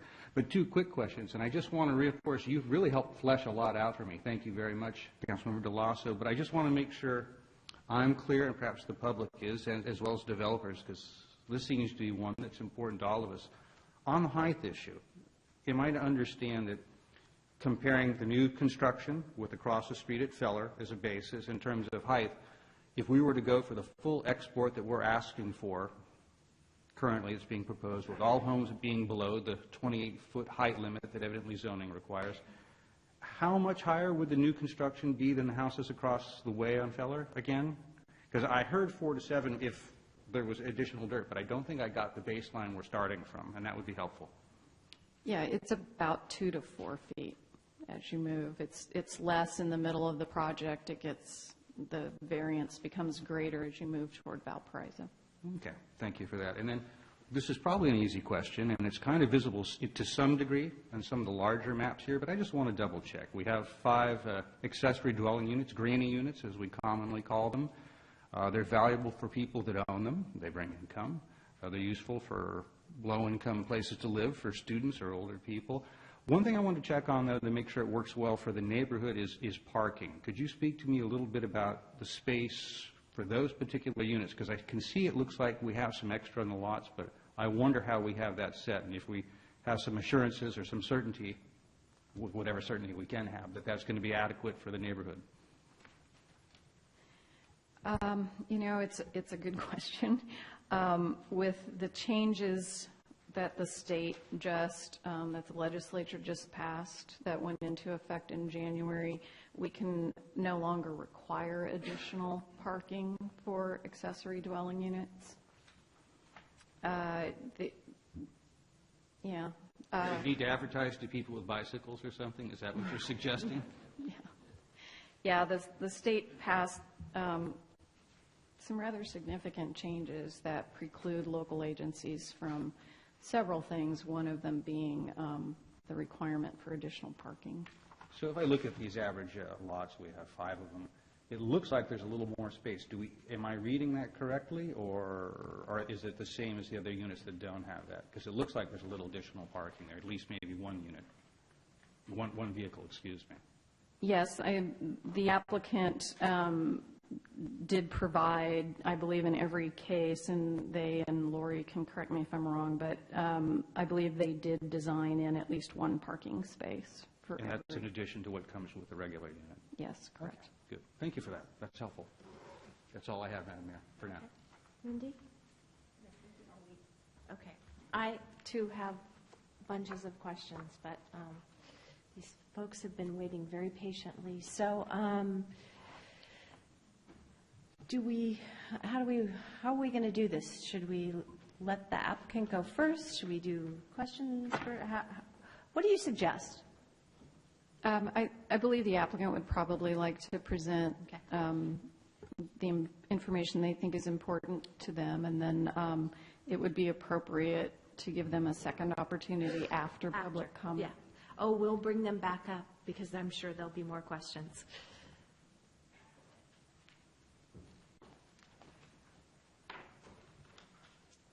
My name is Neil Rudolph. I represent the applicant.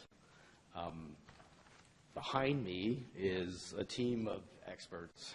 I'm extremely fortunate tonight because I'm sure there's lots of questions, some of which I won't be able to answer, but between these 5 or 6 folks, I think we should be able to do okay. I also wanted to thank staff, particularly Vicki Parker and Lori McNabb, who've had to put up with me now for about 3 years. The word negotiating came across, I counted 7 times. And it's been a learning experience for both groups, for both our side, and hopefully the city doesn't see us as not learning. I think we've learned a lot. Also, I wanted to thank Lori for great color graphics. It's better the 3rd time. With respect to the project, we originally purchased the land in 2002. In October of 2009, the map that you saw as the original map for 62 homes was approved. We pretty quickly determined, considering the nature, scope, and timing, that it was a neighborhood that was too dense. The map was too dense. It had too many housing types. The builders that we talked to about doing the building pointed out the problematic layouts and foundations, the step foundations that Vicki spoke to. But that was what we could get through the planning and city process at the time, but it was unfinanceable. It was 2009, nothing was going to be built. The project went dark. Somewhere around the time Vicki Parker started her job here in the city of Cotati, which after some discussion and design review we determined was not 2012, it was earlier. She was nice enough to march around the project with us, and we started to talk about how to make it a less dense project and a project that would be more fitting in with the neighborhood, both on the Pfaler side and on the Hunters Ridge side. That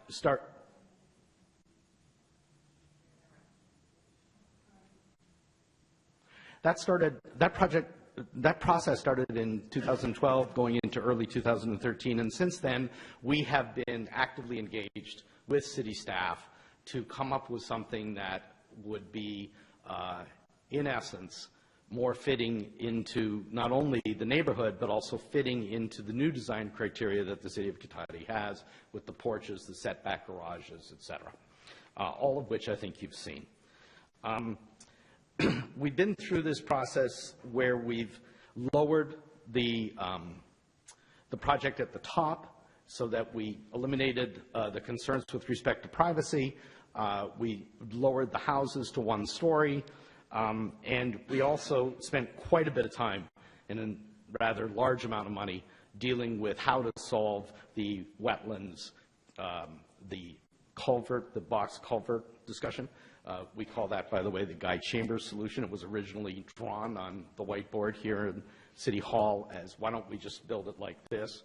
And it's rather ingenious, and we're sort of pleased with that. We're also pleased with the fact that we found a solution to the historic building, making that little pocket park.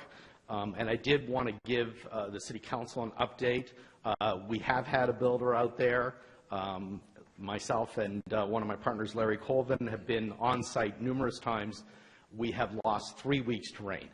So we believed that by the time we stood here today, there would be a roof on it. But the trusses could not be delivered on March 3rd. That was the date that's in the minutes I mentioned at the Planning Commission because of the rain. They're being delivered Thursday. But the house has been reinforced, and where the trusses go has all been leveled off and fitted correctly. The bolts are in place. They'll drop the trusses in. There should be a roof on that building in very early April. There's nothing we could do about the rain, though we did pray, like everyone else, that it would stop. We also produced a complete set of plans for Dorfman going through and Dorfman not going through. And we've been through 2 public processes where we heard the neighborhood loud and clear that they'd rather Dorfman not go through.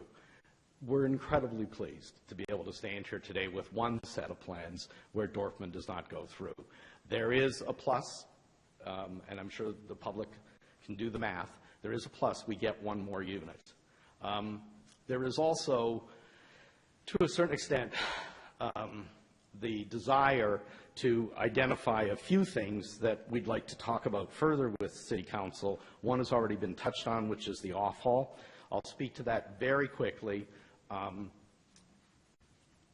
I wouldn't be the person in charge of renting the trucks, but if I was the person in charge of renting the trucks, I would remember that in my home from 2012 through 2015, 14 new houses were built past my home. That happened to coincide with when I brought my office into my home. And the count on the trucks, which I give Dave Brown from Adobe Engineering a lot of credit for, is 900 if it's 8 yards. It would obviously be 720 if it's 10 yards. And it would be 360 if it was 2 10-yard double bangers. But that's coming down with the load. For a neighbor sitting in their house, which I think John talked about with respect to the project he had at work, the neighbor notices the truck go both ways because your home office bounces when it goes up empty and it bounces a touch more when it comes down full. So in fact, 720 loads for 10-yard boxes would feel like 1,440 trips. I can't do the math in my head as to how many days that is, but I guarantee it's not days. So that's why we suggested that we go for a more balanced plan with respect to the earth movement. We are very aware that your code talks about the height restriction with respect to original grade. The average, if we kept the site balanced, would be each house would be about 2 feet higher. Some would be a little lower, some would be a little higher. With respect to the project itself, the houses that are on the interior part of the project, no one's ever going to notice that or feel that. With respect to the Failure Lane side and the Hunters Ridge side, someone might say, oh, well, that's 28 feet, and there they are at 29 feet, 6 inches. I can feel that 1.5 feet. So we have solutions where we level the amount of load in the middle of the site and leave the edges at original grade. So we can solve this any number of ways. What we're trying to do is drive the number of trips down. Now, I am not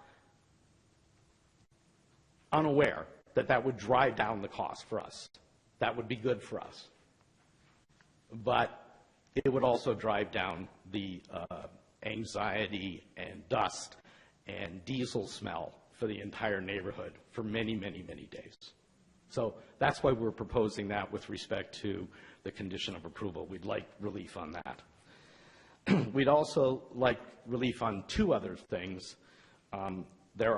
There's a condition of approval to underground the power poles on the entire site and on the frontage. We have zero problem with that. We're in a total agreement with that.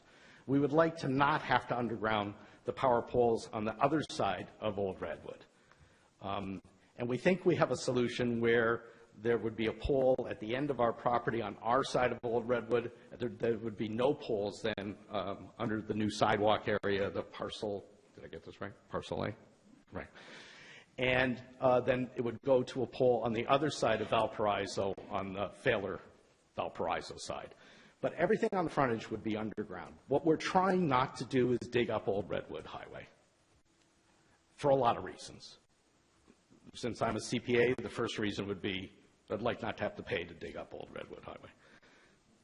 Another reason would be I'd like not to hear that we have to get a whole mess of help from the police department, the city engineer, the city manager with respect to shutting down Old Redwood Highway while we dig up Old Redwood Highway.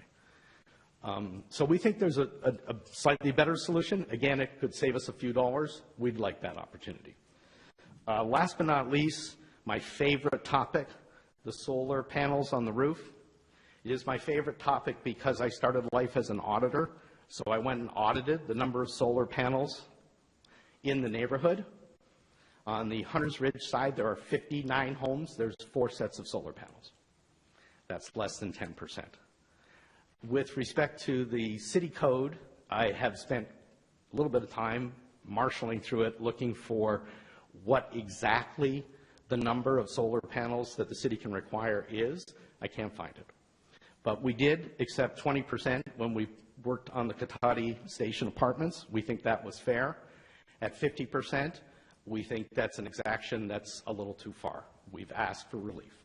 We've asked for relief for a pretty basic reason, which is we see the homes increasing in price to the final buyer by somewhere between $15,000 and $20,000. It makes the homes less affordable when there are easy market solutions out there. And I'm going to mess this up, but Sonoma County has a version of the PACE program. If these homes have on average property taxes somewhere around $8,000, you can buy the home at a price $20,000 to $20,000 less with no panels on it. Within a month, a year, you want to put the panels on. In the secondary market, a very efficient process occurs. All the houses will be wired for panels, as is in the city code. And the panels can be put on where the payment for the panels will be spread over 20 years, and you'll get about $1,200 of additional property tax. Doesn't affect the mortgage process, it doesn't affect the down payment process, and it keeps the homes more affordable. 50% is a big number. That's 20 of the market rate homes and 3 of the low, moderate, and very low homes. 20% number we thought was fair. We think there will be people out there interested in buying those 20%. We don't think the market is interested in buying 50%. We think it's going to make it harder to sell the homes. So those were the items that we identified as things we'd like to bring up to City Council, items in the conditions of approval. We think we're being as forthright and straightforward as possible. It is 3 of 157 items. The other 154 we're prepared to do smiling. Any questions? you want to ask him questions now? Or do you want to wait? If anything I presented you want more information on, either myself or the 6 wise men should be able to help me out here. You have double the wise men. Yeah, that's true. Okay, that's fine. That's fine. However you want to do it is absolutely fine with us. Okay. Neil, you may have to come back with at least one other of your wise men. Thank you very much, Mayor.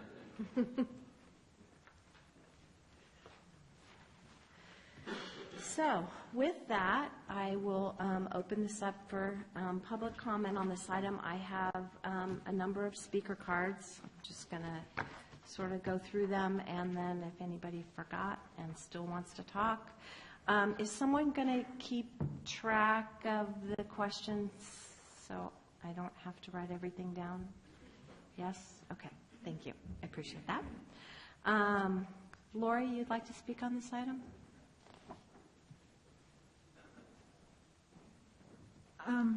I wrote something, but I also wanted to mention the history of building development in Cotati. There was a building boom from 2002 to 2006 when the city ran out of buildable land. There was 4 lots left and major lots left to build on. And Colvin Group has 2, the Cotati Station and the 101 Valparaiso, and then there's Village Walk, and then there's one over behind Moats. So those are the 4. And for 9 years, from 2006 to 2015, they did not have more than 4 building permits for residential in Cotati. The building fees went down from over $1 million to under $100,000 during those years. So there's a lot of motivation here for building fees. In 2003, they bought the property in 2002. 2003, the tiger salamander became endangered. In 2005, there was a court case over Lund Hill Drive, which is next door, because there was a federal determination of it being within the building. Sorry, I have to talk fast on all this. The breeding ground for the tiger salamander, there's special requirements with the feds. If it's within 1.8 miles of the breeding ground, and so this 101 Valparaiso is potentially within the breeding ground, and the federal plan just finished in 2016. Okay, you all know my issues with this development. There was a federal determination that was in the neighbor property was within the 1.8 million breeding grounds of the tiger salamander in 2003. This property is likely in the 1.8 mile breeding ground too. Why can't you all consult the feds on this issue? You all act like you are the extreme experts knowing all on many issues. Maybe you are wrong on this. What is it does fall into the feds' jurisdiction?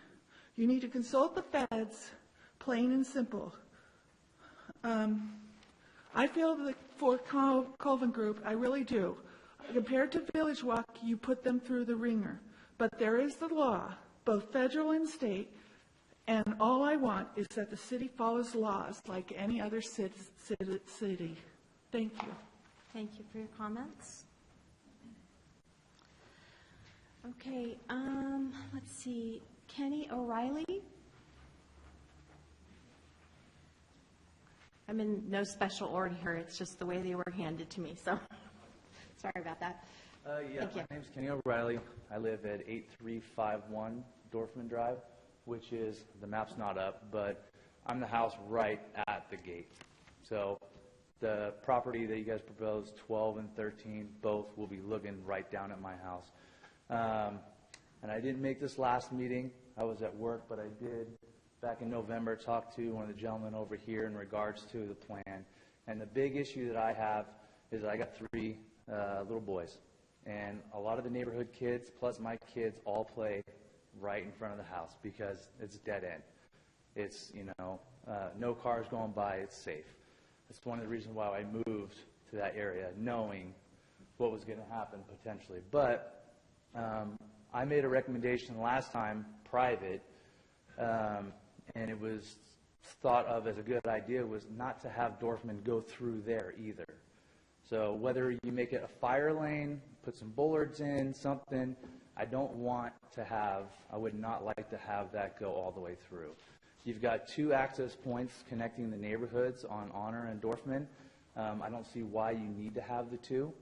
I do believe that traffic will significantly increase because people will not want to park at the light and wait. They're going to take that shortcut on Lasker and go right through Dorfman to get the top of Jekyll. So my recommendation, or what I would like to see, is that not go through Dorfman. Whatever you do, make it a fire lane, put some bollards there. I think you still connect the neighborhoods because people can walk through and it's fine. You still have the access on Honor because you got the 3 houses that are being built through the plan.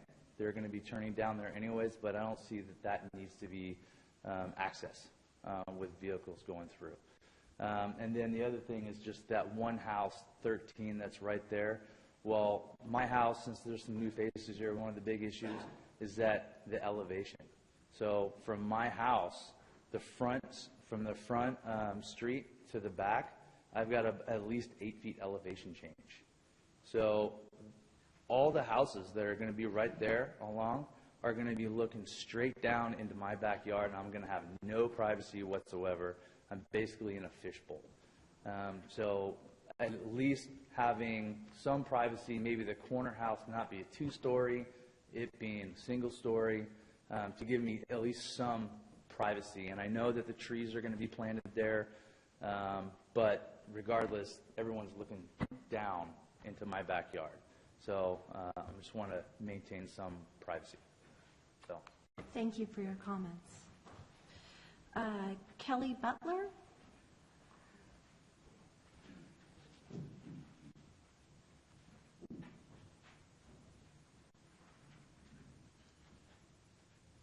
Hi, good evening. Hi. My name is Kelly Butler, and while I've only lived in Cotati about a month, my husband and I have been working our entire adult lives to have a safe, comfortable home for our family. I have 2 little girls. They were here earlier. They had to go home and go to bed, but they were so thrilled when we moved to Clothier Lane that there's kids across the street that they can run and play with, up the street, and I don't want to be in a situation where I literally have to walk my 9-year-old to cross the street to play with her friends in the neighborhood. They play softball, they play soccer. I don't want, a ball rolling into the street. Right now, it's a very quiet neighborhood, no through traffic, and it would change the nature of the neighborhood, and it would change the house, our dream house that we've purchased. In addition, my husband and I both work from home, and it sounds like there'll be a lot of disruption, not just with construction, but with all the through traffic. So I would ask you to vote no on 100 Valparaiso. Thank you.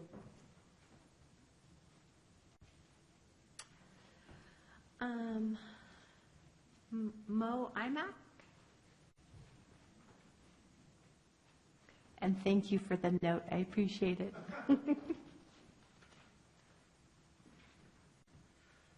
Thank you, Madam Mayor, honorable council members. I live on Lasker Lane, and I'm here tonight to oppose what you are referring to as an access point on Honor and Dorfman, because I believe it is going to be a main artery, not just an access point. I have 2 small kids, a 1.5-year-old and a 4-year-old, and as it is right now, there's a lot of traffic going through Lasker Lane, and I think it's going to increase significantly. As the gentleman pointed out earlier, people are not going to want to stop at the light, red lit at Valparaiso. As they take that exit off of Pengrove, they're going to come right in, either take Clothier or Lasker to access this subdivision. I don't have a problem with houses being built. but I do have a problem with the impact that it's going to have on Lasker Lane. It's obviously apparent that there's not going to be enough parking spaces here. From what I understood correctly, there's going to be an additional 46 parking spaces in this entire subdivision here. So I think a lot of people are going to be parking on Dorfman and some of these other side streets, so it's going to impact us. And I'm all for pedestrian access, bike access, but not vehicle access. Thank you. Thank you for your comments. Beth Batchen? Did I get that right?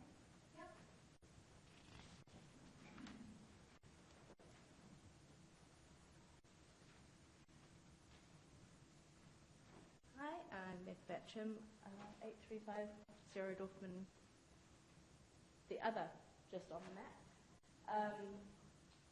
So my questions are about traffic, traffic calming.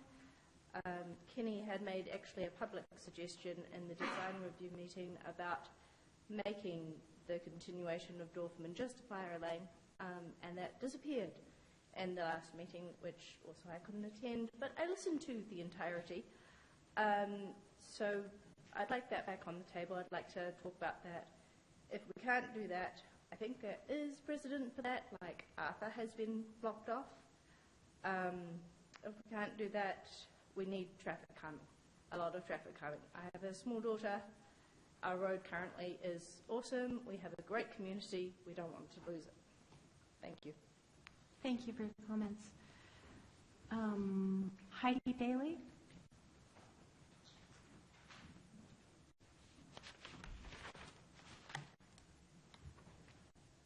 Hi, my name is Heidi Bailey. I live at 8507 Dorfman Drive.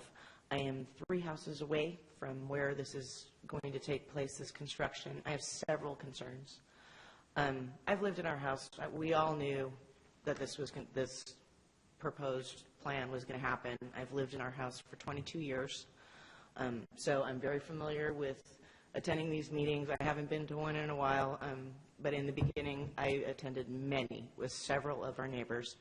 I see most of my neighbors here. We all knew it was going to happen. I have yet to hear a viable reason why we have to have access to the new construction. Why do we have to be open to them? I've heard 2 reasons. 1, fire lane. I'm not really great at geography, but as far as I know, the fire station is north of where the construction is. So for them to go all the way past the construction and go through our neighborhood, it doesn't make sense to have the fire vehicles do that. It just doesn't make any sense. I understand a fire lane would be much better than having through traffic. I still have yet to hear a reason why we even need to have through traffic to Honor Place. The one reason I did hear several years ago was so that we could be friends with everyone in the new community. We have a beautiful walking path. If they want to be friends with us, they can use the walking path and walk to our subdivision. I'm all for a fire lane or a pedestrian lane. I do not want through traffic. It will be going right past my house no matter what. You've blocked off Dorfman. However, Honor Place, if that's open, it's still going to be a main artery, and everybody's going to go flying past our house to avoid the light. Coming from south or north, they could just cut through Valparaiso and skip both stop lights and 2 stop signs, and that's going to be a great shortcut for anyone who's in a hurry. I have 2 kids. Our neighborhood is filled with families with kids. Kids play in the street, people walk their dogs in the street, people jog. It's a very quiet community. People don't drive through that community unless they live there. Right now, it's very quiet. We're all expecting this huge construction nightmare to happen. However, I really strongly urge you to not approve the thoroughfare that's going to happen in our subdivision. Thank you for your comments. Mary Ann Waters?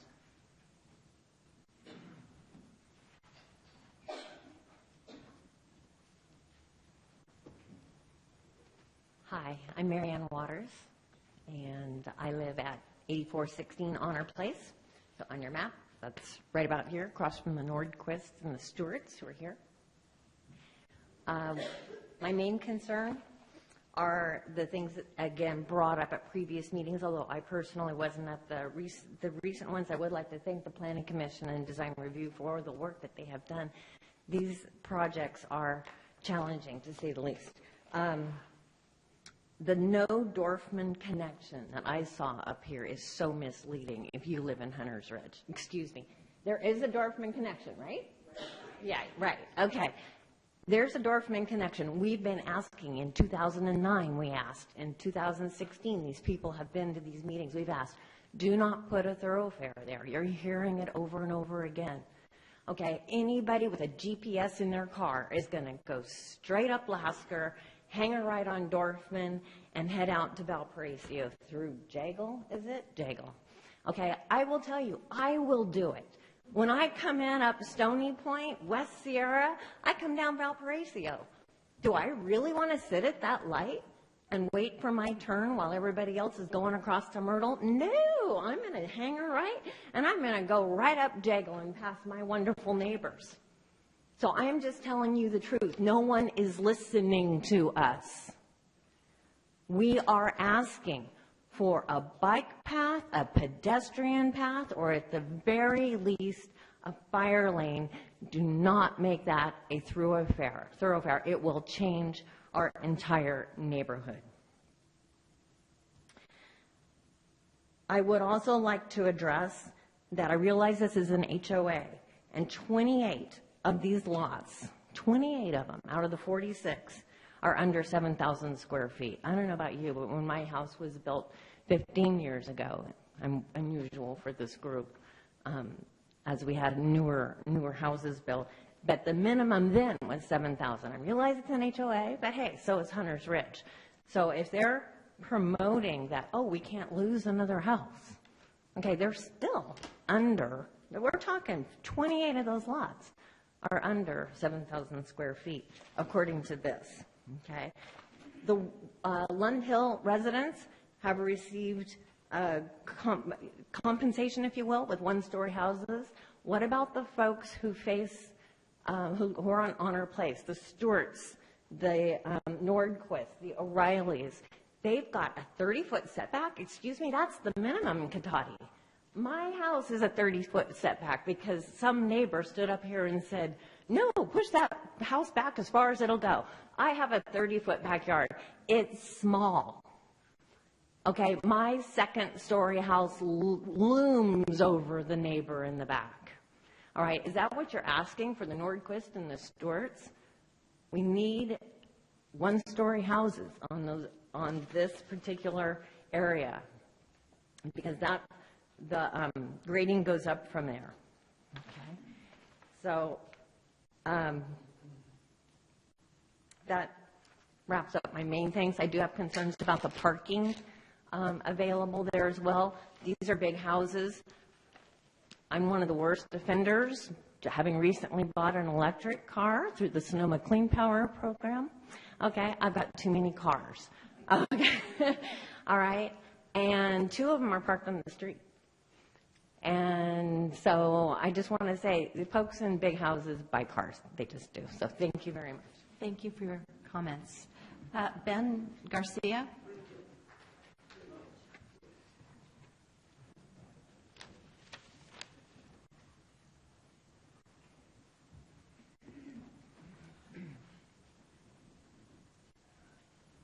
Hi, my name is Ben Garcia. I live on Clothier Lane, and my family and I have been here for 27 years in Hunters Ridge. It's a great community. Now we're seeing more children. It's just wonderful. I'm retired, but I take care of my grandson, my 2-year-old grandson.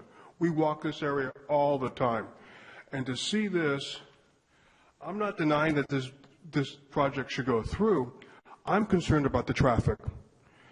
And what I'm seeing is people are going to use either Lasker or Clothier Lane, go down Dorfman, hit Honor, and then go right through.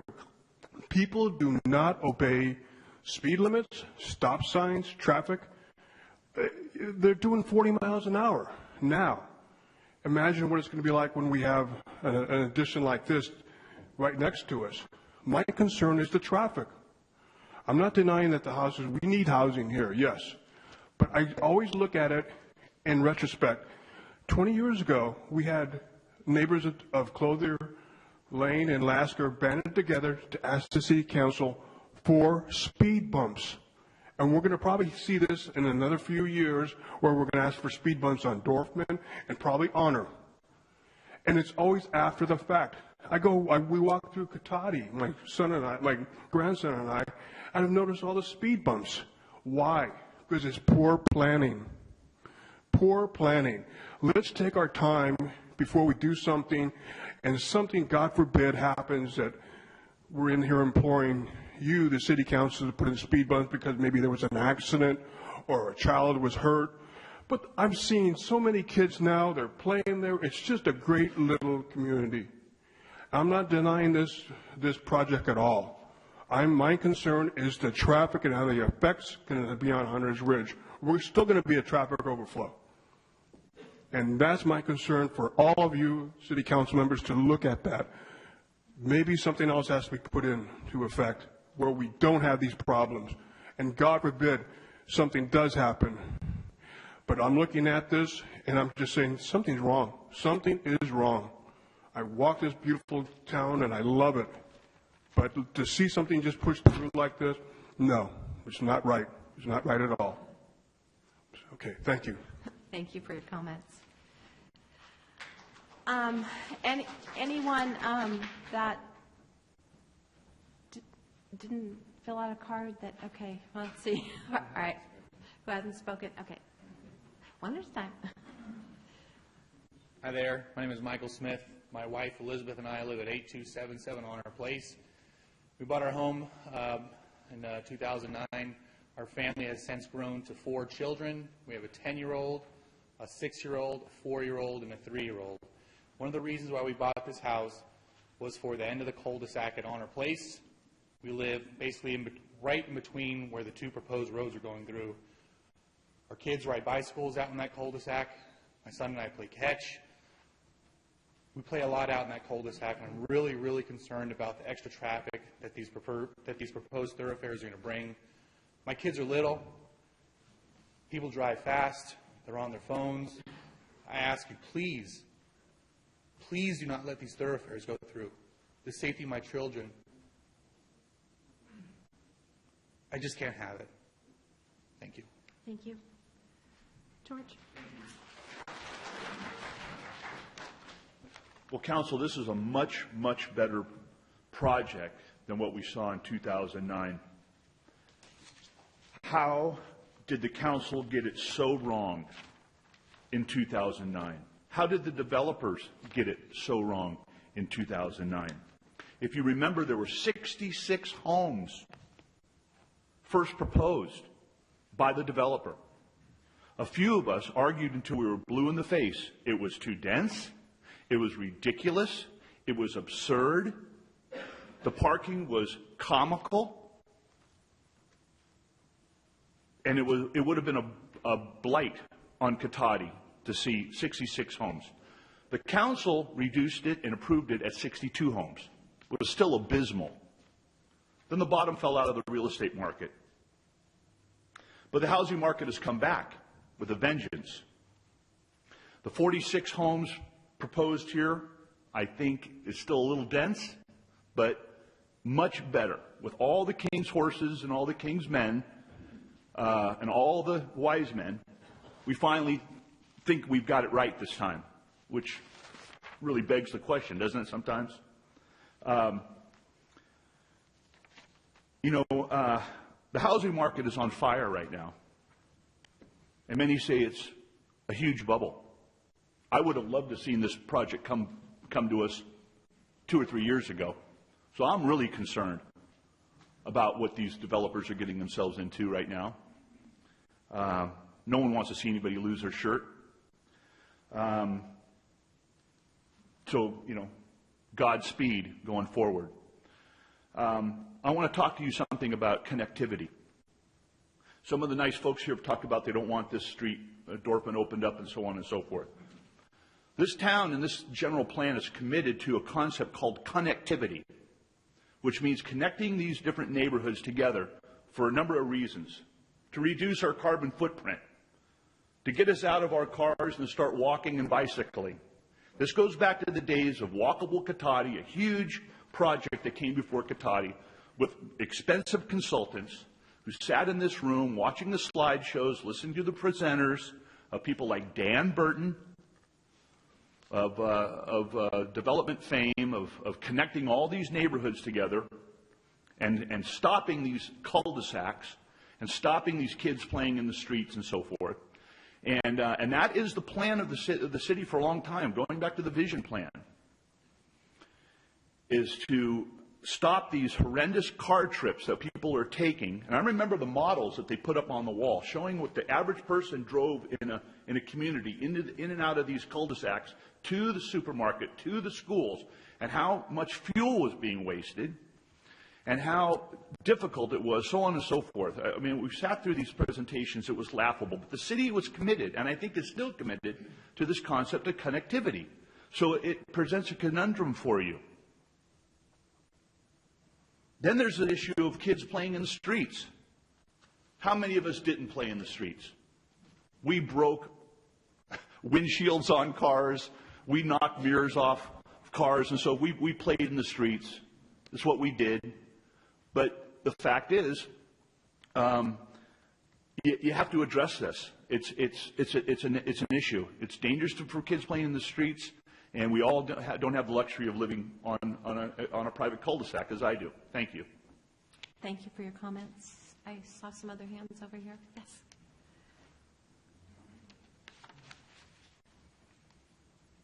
Hi, I'm Laura Pelleriti, and I'm here with my husband, John, and we would like to voice our concerns. We're at 8270 Honor Place.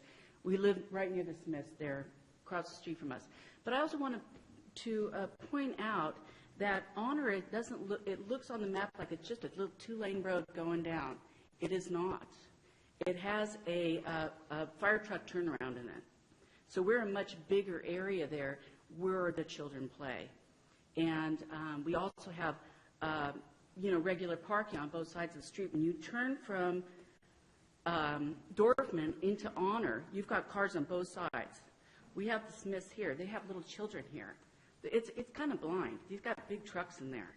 And then the kids go down in there. So it just seems like it would be an easy turn that way, but it is not. People will cut that short, and then we're going to have the new homes there, and they're not going to have parking.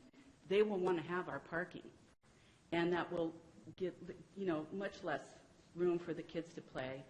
And like all of us are concerned, we have a beautiful little neighborhood, and we know everybody in it, and we know where the little kids are at. And that won't be the case, for a lot of people that will be cutting through our neighborhoods. Thank you. Thank you for your comments. Yes.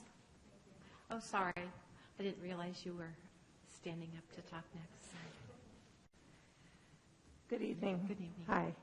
I want to commend you for this wonderful revamp project. I think that all the work that staff's done and the project managers have done have been really very reflective of some great gains for the community. And I just want to reinforce, I'm Deborah Taylor French at 8701 Dorfman Drive, Cotati. And I've been here for 20 years. I write for the Sonoma County Gazette. I write the Cotati column. Been doing that for about 5 years.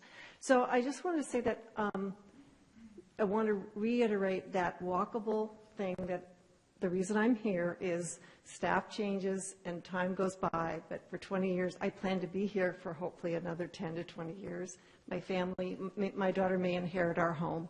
I want us to continue to have a walkable town. I want to make sure that we, because of the new driving problems that we have, that we, if we have to put roads through, that they be very narrow and very respectful so that we have the traffic calming where you must slow down. And when I worked with, I'm trying to think, one of your lovely staff here, suddenly not remembering her name, Marcia Sue? Yeah, Marcia Sue. She came to my home when I first was there and did a lot of work on the property, helping me set up what new things we needed to do to protect the home and to make it deal with the trees and other issues. So one thing she explained is that there's so many ways now to design roads. And I think that's what Ben and a lot of people are saying, is that we do it in the design function that works for everybody. I want to know my new neighbors. I want those kids to come in our neighborhood. I want our kids to go in those neighborhoods. And I did play in the streets when I was a kid. It was a great way to get to know everybody. And I think it's a great equalizer too. But the thing is, if roads do have to get through, or wherever they go for the fire access, needs to be thought out really well about where they need access fastest.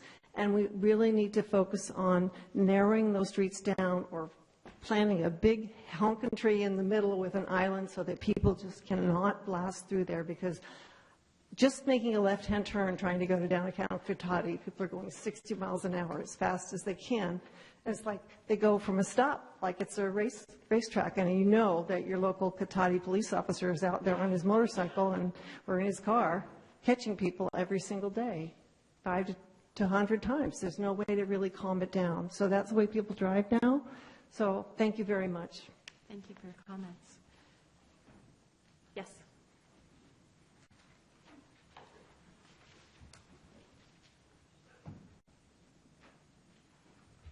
Good evening. I'm Ruth Browning, and I live on 8814 Glossier Lane. I am here in support of my neighbors. We recently got a nice new family, 2 little girls we were happy to see. And I am also entreating you to protect them and all the children who live in our neighborhood. I am sure with all these bright minds, you can find a way to have a nice fire path and a nice pedestrian walk. I appreciate the fact that these gentlemen have spent millions to do what they want to do, and we welcome nice design. Thank you. Thank you. Yes.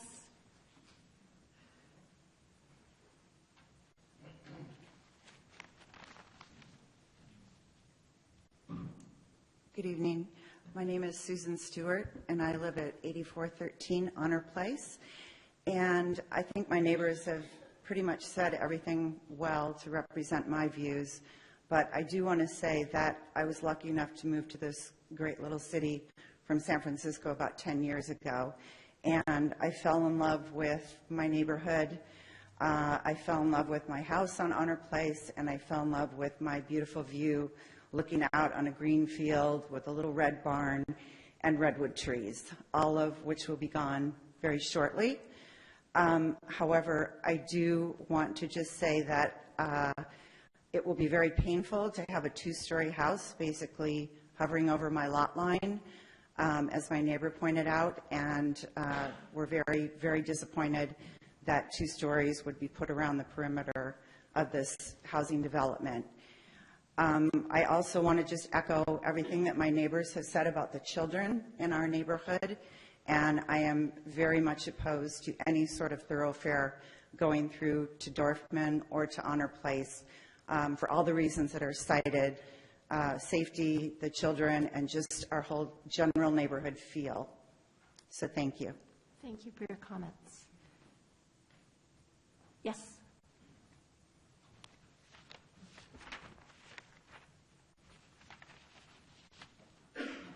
Hi, my name is Tom Stewart, and I live at 8413 Honor Place too. The neighborhood we live in, some 55 units, has 2 entrances off of Old Redwood Highway, which seems to be enough. And the new subdivision here has 2 entrances also. They don't need a 3rd one off of Dorfman or a 4th one off of Honor Place. That's like everybody here says, and I think they're all here for that one big problem here is the traffic to go through our neighborhood to go into this new neighborhood and disrupt our little community there.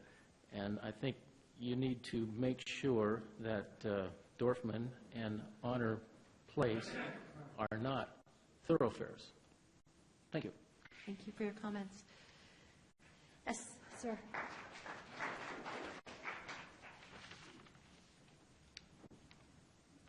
Good evening. My name is Jeff Morgan. I live at 8829 Lundhill Lane. I've been living in that home for 18 years now, and I'm very happy with the changes and the acknowledgement through the community and through the city council and the planners themselves, the developers. There's been a lot of changes through the last iteration and discussion. I'm most happy about actually having more of the community involved this time. Because last time there was just a small handful of us that were continually discussing this, and so we're getting, I think, a lot more exposure as to what the concerns are. And again, they've been heard, they've been listened to. I don't think we're quite there yet. So I just appreciate your guys' time on the council, listening to everybody's voice and giving them an opportunity. For myself specifically on Lundhill Lane, there were some concessions made on the last proposal, and there are some changes here on this proposal as well. The single story is helpful for us because there's an 18-foot grade from the base of the hill behind my home to where the base of my house is at. So having a single-story home is helpful, and having some grading on the property is helpful. But what I've noticed on this plan this evening is that it looks as though all the in-law units, 5 out of the 6, are all going to be facing on those homes back there. So it appears as though there's going to be a possible higher density of residents in those homes. So we may have received a single story home, but there'll be a higher square footage. So privacy issues, I think, have been addressed to an extent from a visual standpoint, but not from the density factors. Even if there were the opportunity to remove one home from that strip there, or maybe a better balance of the in-law units in other portions of the development itself, it might create a better balance overall. Thank you. Thank you for your comments.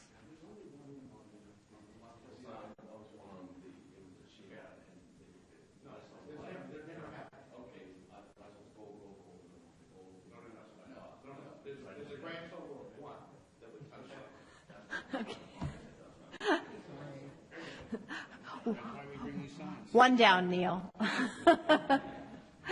And you did it all on your own. Oh, okay. Anyone else wishing to speak? I want to make sure everybody gets opportunity. Hi, my name is Joe Monk. I live at 8604 Lasker Lane. I'm a 27-year resident of the Hunters Ridge subdivision. I just want to add my voice to my neighbors and oppose any kind of a breakthrough of Dorfman and Honor Lane through this new $100 Valparaiso project. I'm sure it's going to significantly alter the character of our neighborhood, and additional parking on our street from this new neighborhood will be intolerable. So thank you very much. Thank you. Anyone else? Okay.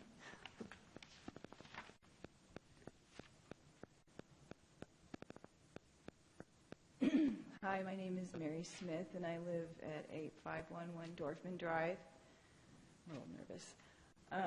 When I heard that there was going to be a thoroughfare, it kind of just struck me emotionally because that's how much we value our intimate neighborhood. We've been here for 4 years. We were fortunate enough to get the space that we did and the neighbors that we have. And it's just a rare situation that you have a neighborhood like this. My son is, he's 13 years old. He plays in front of the house. He also has ADHD, learning disability, and he has to pay real close attention to his surroundings. So we really took that into consideration when we bought our house. So I'm really requesting that you vote against opening Honor Place in Dorfman. And I agree with Heidi Bailey. I don't see any good reason to have that done. And that's all I have to say. Thank you. Thank you very much. Anyone else? Last chance. All right, I will close public comment on this. So, Vicki?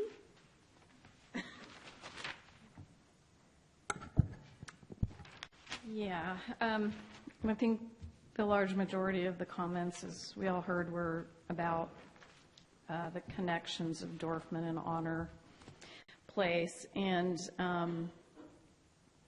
will say that the city's tasked with providing many public improvements and services, and one of those is streets. I agree with several of the speakers. I played in my case, in the dirt road when I was a kid. But roads and streets are not playgrounds. They're not parks. Those are separate facilities that the city provides for. And this applicant will be required to pay park in lieu fees for the provision of adequate park space so that as development happens, our parks keep pace with that new population.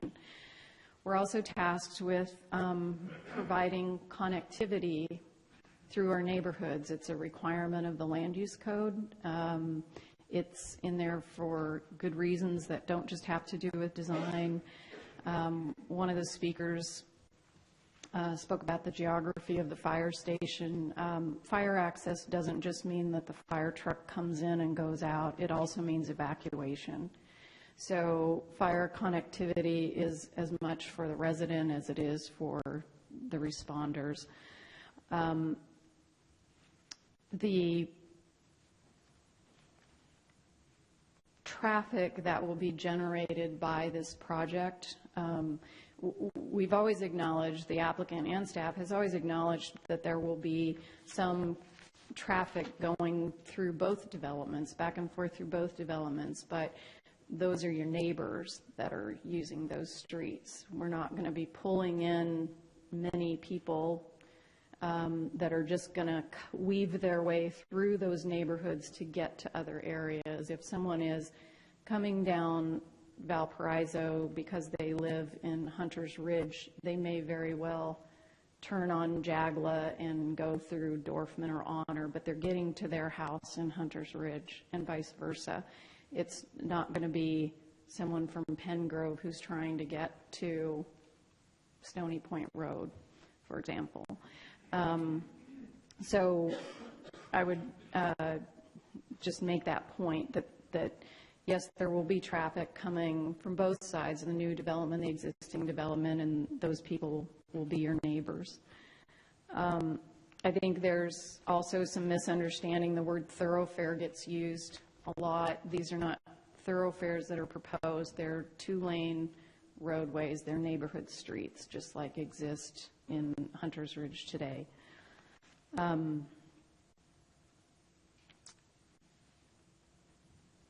The comment about ADUs, I think the applicant, accessory dwelling units, I think the applicant spoke to those, but I'll just, in case anyone couldn't hear that comment, the accessory dwelling units are not located on the perimeter largely. There is one that's located in one of those back lots, and the city doesn't have much control with the passage of new state legislation. Anyone in Hunter's Ridge today could get an accessory dwelling unit and put it right up against the subject property boundary. It could go either way. So just because they're part of this project today or not part of this project today isn't permanent. They could come in, the future owners of these lots could come in at any point and get a building permit to put in an accessory dwelling unit, as could folks that live in Hunter's Ridge. I didn't quite follow some of the comments about parking. The subject development has the same parking that Hunter's Ridge has. There's street parking, and there are two-car garages and driveways. So it's the exact same parking situation. That's not to say some folks might not, some new residents may park on that section of the Dorfman connection and Honor. But again, vice versa, people from Hunter's Ridge could park on the new extension as well. The project meets the parking requirements. There was one comment about 30-foot setback being the minimum. It's not the minimum for that zone. It's 20 feet for that zone. 30 feet is the hillside setback. So Hunter's Ridge may have very well had that 30-foot setback as well, because it may have been processed as a hillside permit, but it is not the norm for the zone, if that makes sense.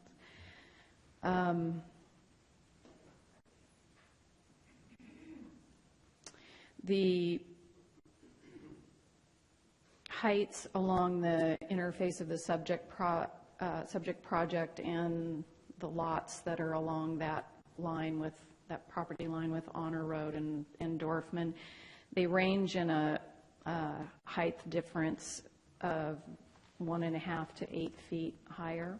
So the subject parcels are 1.5 to 8 feet higher. The pad elevations then exist, and the residents would have to tell me whether those are also two-story homes or not. I honestly don't know the answer to that. I know several homes in that development are two-story homes, but I'm not sure about those particular ones.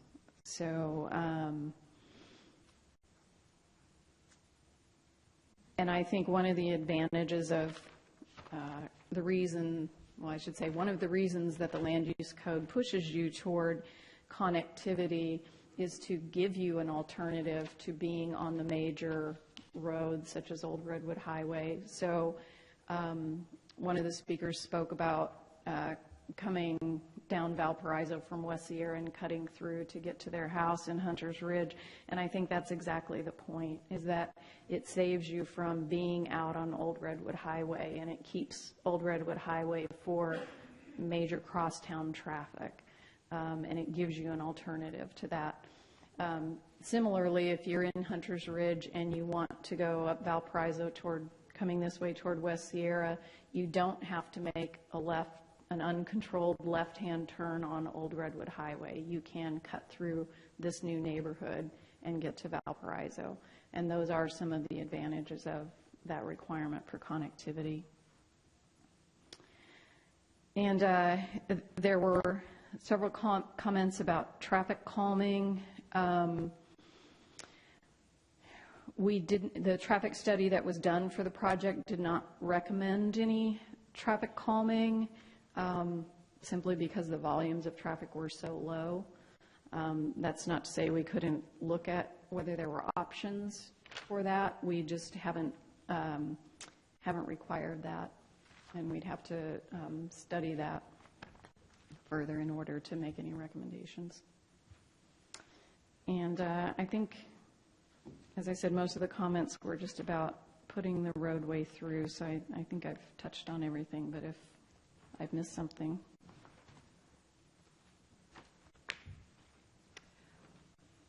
The only other one that I have noted is the CTS, and I believe that was covered in the amended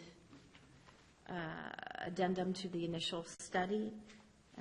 In fact, let's see, I can't find that page.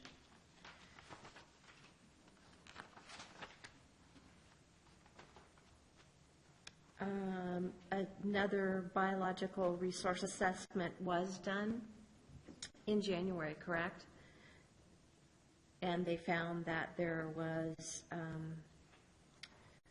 the results confirmed that the project sites continue to lack suitable habitat for CTS. Accordingly, there are no new impacts of the modified project. And that information was passed on, correct? And there was no other comments based upon that? Yes, the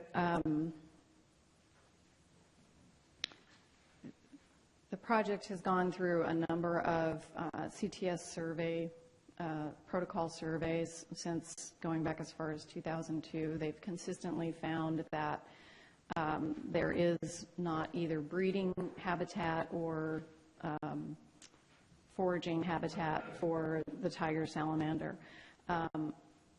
The comparison to the project, the other parcel, excuse me, I'm drawing a blank on the name, but the Mead property, that property was conditioned to do all the things that this project has already done, and that they've never gone through with trying to pull permits on that. So I don't know why they haven't done that, but they haven't.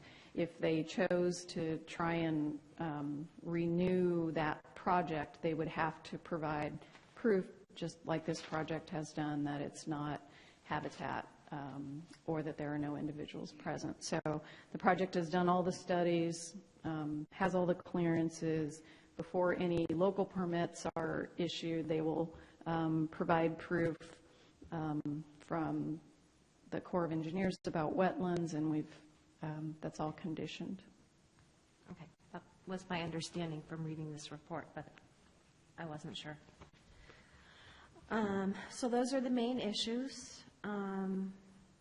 Let's see. So what, if anything, can we find out about I'm interested from the developers about the difference between the 2-story, 1-story. What can we do along that side there? We spoke to this in previous public meetings. We would put screening all along that side at a higher level if necessary. We don't see it as an issue. The 1-stories at the top were because we were cutting the hill down and trying to keep a clear view, not only for Lund Hill, but for the 1-stories. And, so it's designed so everyone gets the view, so to speak. Along the Hunters Ridge side, those homes look a lot to me like Hunters Ridge homes. And the concern about the privacy has been addressed to a certain extent by the 30-foot setback, but also by the fencing and the screening we want to put in there. And the height of the screening, we're open to. If the city says they want a higher screening, we'll put in higher screening. We don't see it as looking down into a fishbowl. Other than the one person who spoke, we do see that, and we suggested that we would, and we have, pulled the house back and put a higher fence and a higher screening there, so that it can't look down into his play yard. And which lot is that? Because a couple were mentioned. 13? That one. That one? Okay. So we think we have a possible solution on that one? Okay. And we're open to working with the city staff on that. Okay, because it kind of concerns me when I hear, I don't know what's going on here, but, an 8-foot differential is pretty significant if you're on a hill. Well, I'll have Dave Brown speak to that. It's not 8 feet there. Okay. The 8-foot part, if you remember, there was the red area at the very top. Yeah. Some of that's going to come down more than 5 feet, but perhaps as much as 8. But I can't think of any other place on the property where we're cutting 8 feet by any means. I think the comment that was made. Or moving anything up 8 feet. No, nothing's being moved up 8 feet. Okay. So, help. Yeah, for the gentleman who spoke at lot 13, that's the difference in elevation at that particular point ranges from 2 to 4 feet. Okay. Along that line. Right.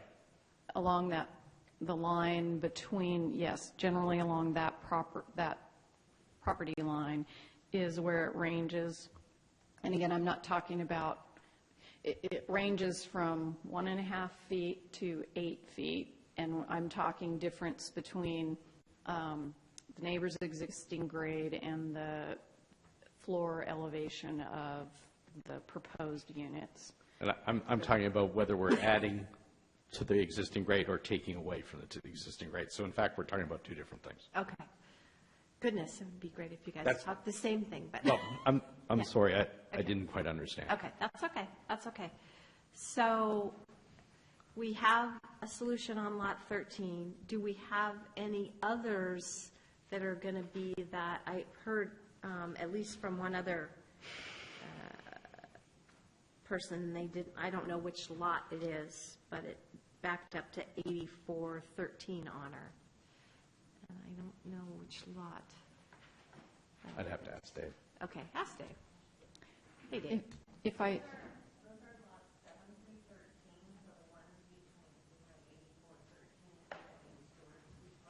7 through 13? Okay. Hi, Dave. Good evening.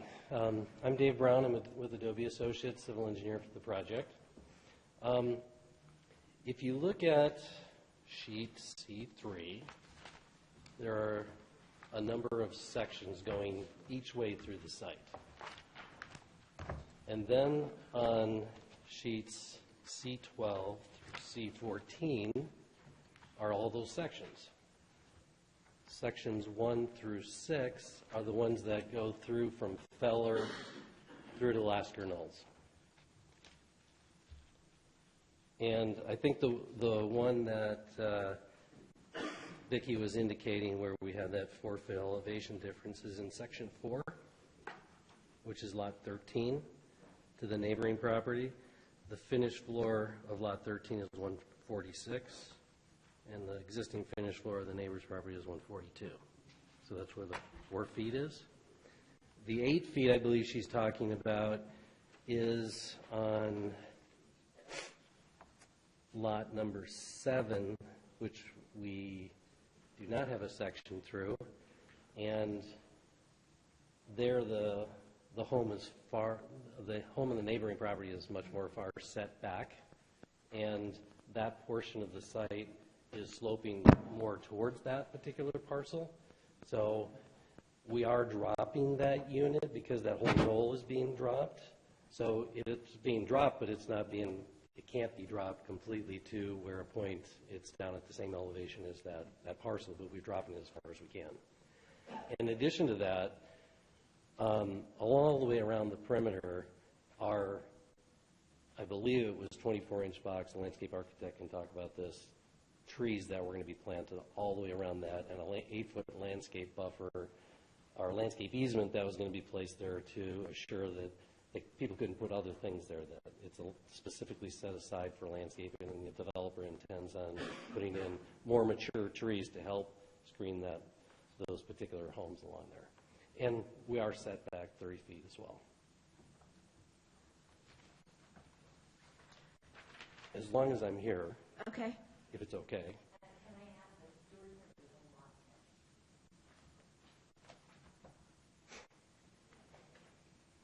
All right, so it sounds like we keep hearing lots 7, 8, 9, and 10 that there's some possible site issues. Look at section 6, goes through lot 10. And the existing neighbor's property is at 127 finished floor. And the new home on that's lot 17. That was on section 6. Section 6 is lot, did you say lot 10? It's 7, 8, 9, and 10. Okay. Are the ones that keep getting mentioned. So 13. Yeah, unfortunately, we don't have a section through 10, but lot 9, there's not a home adjacent to it, so through that section. So you can see in section number 2, the relative elevation difference between that lot number 9 and the neighboring backyard. And there's not a huge elevation difference between those two, maybe a couple of feet.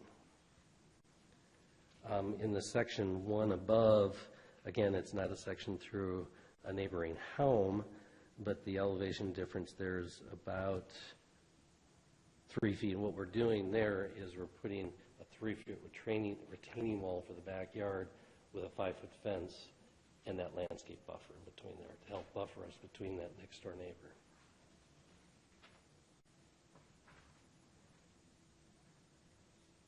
All the other sections are longitudinally from Valparaiso over to the lots to the west. Yeah, I mean, it sounds like we have addressed the issues on the Lund Hill side. Sounds like we've addressed the issues on the Feller side. It feels like we have a little bit of work to do on the side that faces some of the houses in Hunters Ridge. We have one solved, but it sounds like we may need a little work there. Sounds like. So if we could clarify, I don't know that we heard what the solution, what you were considering a solution. They said they had a solution for 13. I don't know exactly what that solution was that you guys decided it was, but.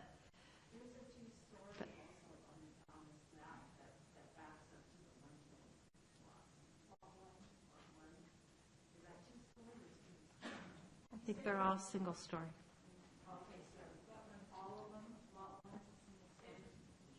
All right. Let's take one issue at a time. Okay. Just to, the graphic that's up right now, yes, all of the homes that are beige are single story. Thank you. Okay. So that's 2-story, lot 1. Okay. All right. We have allowed the public time to speak, and now it's, that's okay. I know people don't come to meetings very often, and it's sort of hard to understand. But yeah, we've let everyone talk, and now we're trying to work through what it is people put before us with the help of the 6 wise men and staff. I suppose some of those parcels along that side the homes could be lowered some. That exacerbates the earthwork issues. Of course. And it reverses the driveway, so instead of them sloping to the street, they're going to slope away from the street, so it causes a little bit of drainage. Nothing that can't be worked out, but it's not typical.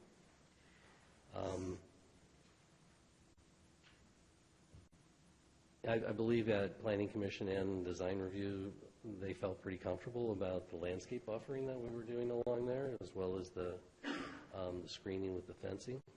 So can I put it another way? You can help me, Vicki.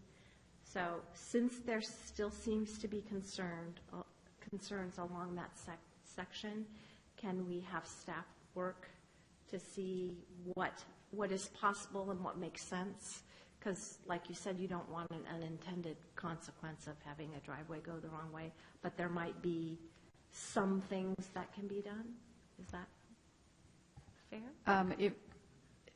Grading is an essential component of a map, and so if we're not settled on the grading, then I would suggest that we do a continuance to provide that opportunity. But I wouldn't want to advise the council to approve the map on a condition that staff work that out, because it could be, we just don't know where it might lead. Okay, all right, fair enough. That's why we asked you. Okay. Other questions? Yes, go for it. Well, thank you for grabbing the bull by the horns. It's funny, we all think we know our communities. Like many of you, I've lived here 30 years. I thought, and this just shows you how wrong you can be sometimes, I thought that with the Dorfless connection that was being proffered, that had satisfied a lot of the neighborhood. At least that was the feedback I got. And it shows you get these things wrong. So there's this old saying that if you have an issue in a community like this and you go where everybody goes away somewhat unhappy, it's successful. I have the feeling tonight we're hurtling towards success, so there's no question about that. But I think that actually you've helped clarify, just in the first few minutes, some of the issues. So I'd like to turn attention to the other big thing I heard, which was traffic, which is understandable. So let's look at that. Vicki, you mentioned, forgive me, I've got a lot of notes here too, that basically the connectivity requirements derived from land use code. What sort of flexibility, what sort of options are really available to something like that? If a community wanted to do a completely boxed off, totally and I'm going to make a worst case scenario, though it doesn't seem realistic, totally boxed off neighborhood, would they be able to do that, or what are the restrictions that we deal with in something like this?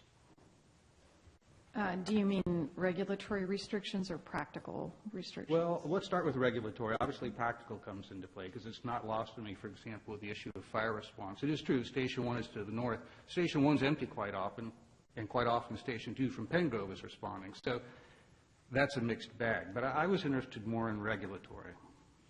The connectivity of the roads it lies in the section of the land use code having to do with subdivision design and improvements.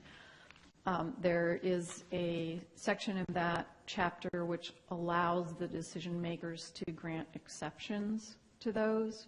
So staff can't grant those exceptions, but in this case, the council could. So you can have full authority to not push the roadways through if you chose to do that. You could do that within your authority tonight, and I think we could, with a condition that the final map be amended. I think that scenario is simple enough. I'll look to the applicant team. They seem to be nodding that that's simple enough thing that we could fix during the final map. What would be the question then of the practical? Because I have a feeling this is the next step you're leading me to. What are the practical aspects of that, and how realistic, and what other things do we run into? Yeah. The most pressing issue that we always deal with is emergency access. So that's fire response and evacuation, and police response. So those are the two things that we're mostly concerned with the connectivity. Second to that is the issue of livable neighborhoods and walkability.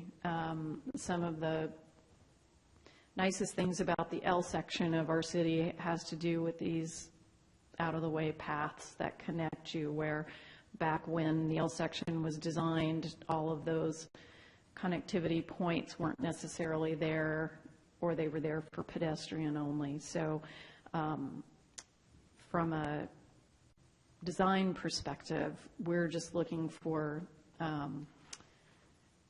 connectivity that leads you to being able to navigate your neighborhood and your city in a variety of different ways that are convenient and accessible for you.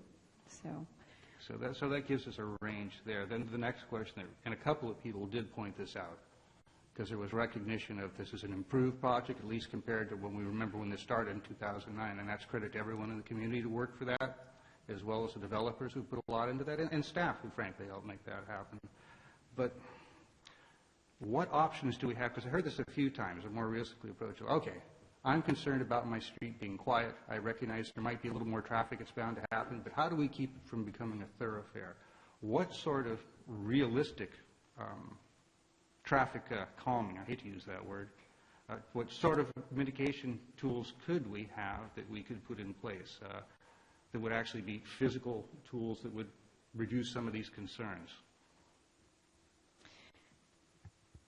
We would have to do a more in-depth study, I think, to figure out what, if any, cut-through traffic, and we would probably solicit the input of the neighbors for that, because our traffic studies did not reveal that there would be significant cut-through traffic. So we would probably want to look to the existing roadways, being, of course, Old Redwood Highway, Valparaiso, and the connection that really is Cypress to Lund Hill to this property. So we would try and figure out what the probability of cut-through traffic would be there, and then we would have to, if we found that indeed there is some that was not uncovered by the traffic study, we'd have to figure out the best mechanical tool for addressing that. For issues of speed, they're the same ones that you're familiar with. There's speed bumps, there's speed tables, chicanes that take away from long, uninterrupted stretches of roadway that people tend to increase. I don't think we're using traffic circles. No. We don't have any good spots for putting in traffic circles, even if we could. And we can't. Yeah. Okay. Vice Mayor Landman, I don't want to take any thunder away from you, but can I just throw this really harebrained scheme idea just to get the reaction from staff and the public? What if, I have no idea if this would work, I'm not trying to make extra work or cost more money for anybody, what if Dorfman and Honor, as far as traffic calming measures, were one lane, maybe even one way in, one goes in, one comes out only, and so if they were significantly more narrow, that could help in some traffic calming measures. And in addition to the narrowness of both of those streets, what if there was something, another traffic calming measure, physical something that were there? Microphone's going off, just want. Well, I think that's the general range of ideas I'm going through. I have a feeling that going the full direction of totally shutting this down, although there'd be some benefit to a lot of people, I think we probably regret it in some ways down the line too. And before we make, at least for me, before I went all the way to doing that, which evidently is within the realm of possibility, we can do that if we can't find a good result. I'd like to see if there's something interesting, because I noticed when I was thinking this, because I've lived here like all of you, and like all of you, I cut down Valparaiso a lot, and I think about neighborhoods. They have the sign up about drive like your animal was out in the street and your kids were out playing. And, that I see that and I think about that. But it occurred to me as I look at this, I'm not going to downplay your concerns. You will see an increase in traffic. I don't know if it's as dire as you're worried it might be. Potentially, I'm thinking certainly from the new neighborhood, people will come through from time to time. You may occasionally go through their direction, too, to go towards this direction, for example, in the city. I was more looking at the entrance to Jagle, or I'm not sure how we pronounce that now. But I was looking at that and wondering how many people from that neighborhood will really cut through. Because if I was coming out that way, I think it'd be a lot easier to just go down Feller, down Valparaiso, and get an Old Red rather than take my time going through all these neighborhood streets. I don't know if I'd save any time. So I don't know if I'd use it as a cut-through,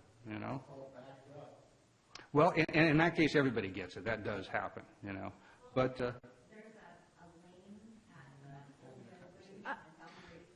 Excuse me. I appreciate the help, but you're going to get the mayor all upset here. Well, no, I don't mean to. And I'm saying that but only kiddingly. We can't have a conversation here, so. So I guess what I'm looking at, it's clear we have some concerns, and I wonder if we could find some solutions that might work a little bit for everybody here to make this happen, because I heard the realistic approach from some neighbors.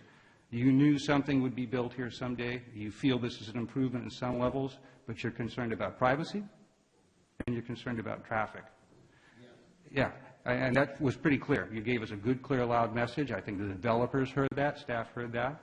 So I guess the question is, how can we work to see if we can alleviate that to a point, and I think I see ideas percolating already, that's something that maybe all of us can live with, even if it isn't our ideal, perfect world from everybody's individual perspective. I'm sorry, excuse me, Neil, one second. Sure. Mayor, just as a matter of procedure, it's 10 Yes. o'clock. I just want to make sure that we extend. I'm sorry to interrupt the flow of the discussion. We have to get through this. We have do to it. get through this. No, just do a quick vote to extend. Oh, I'm So sorry. move we extend? Second. We have a motion and a second. All in favor? Oh, yeah. Aye. There we go. All right, let's show that we have agreed to extend. Vice Mayor Landman, with respect to the privacy and the the buffer. So on the side we're worried about, because we're not worried about the failure side, on that other side, Lots 7 through, I'm thinking 13, was it? lots 7 through 13. Yeah. The grading point Vicki made is extremely important. We have spent 3 years on this grading plan. And if we can find another couple inches and not mess up the drainage, we will do that.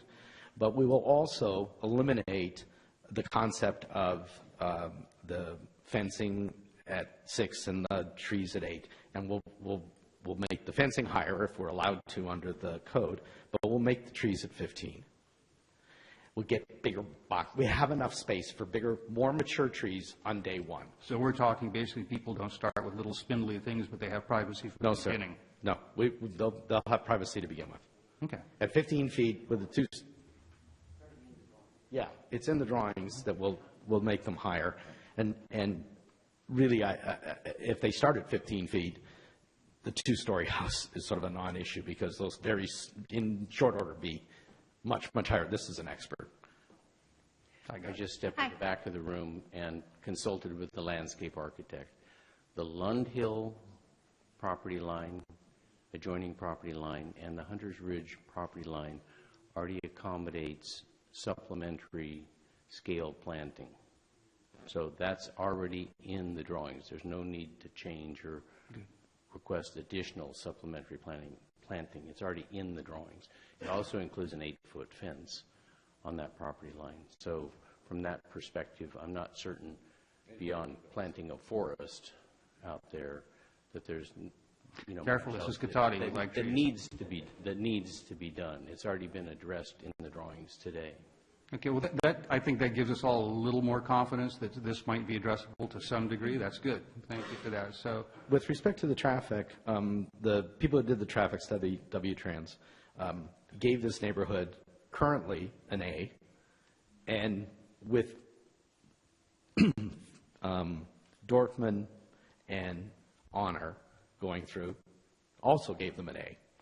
They also measured how long someone would have to wait at Failer and at Jagla. That's how I've been pronouncing it.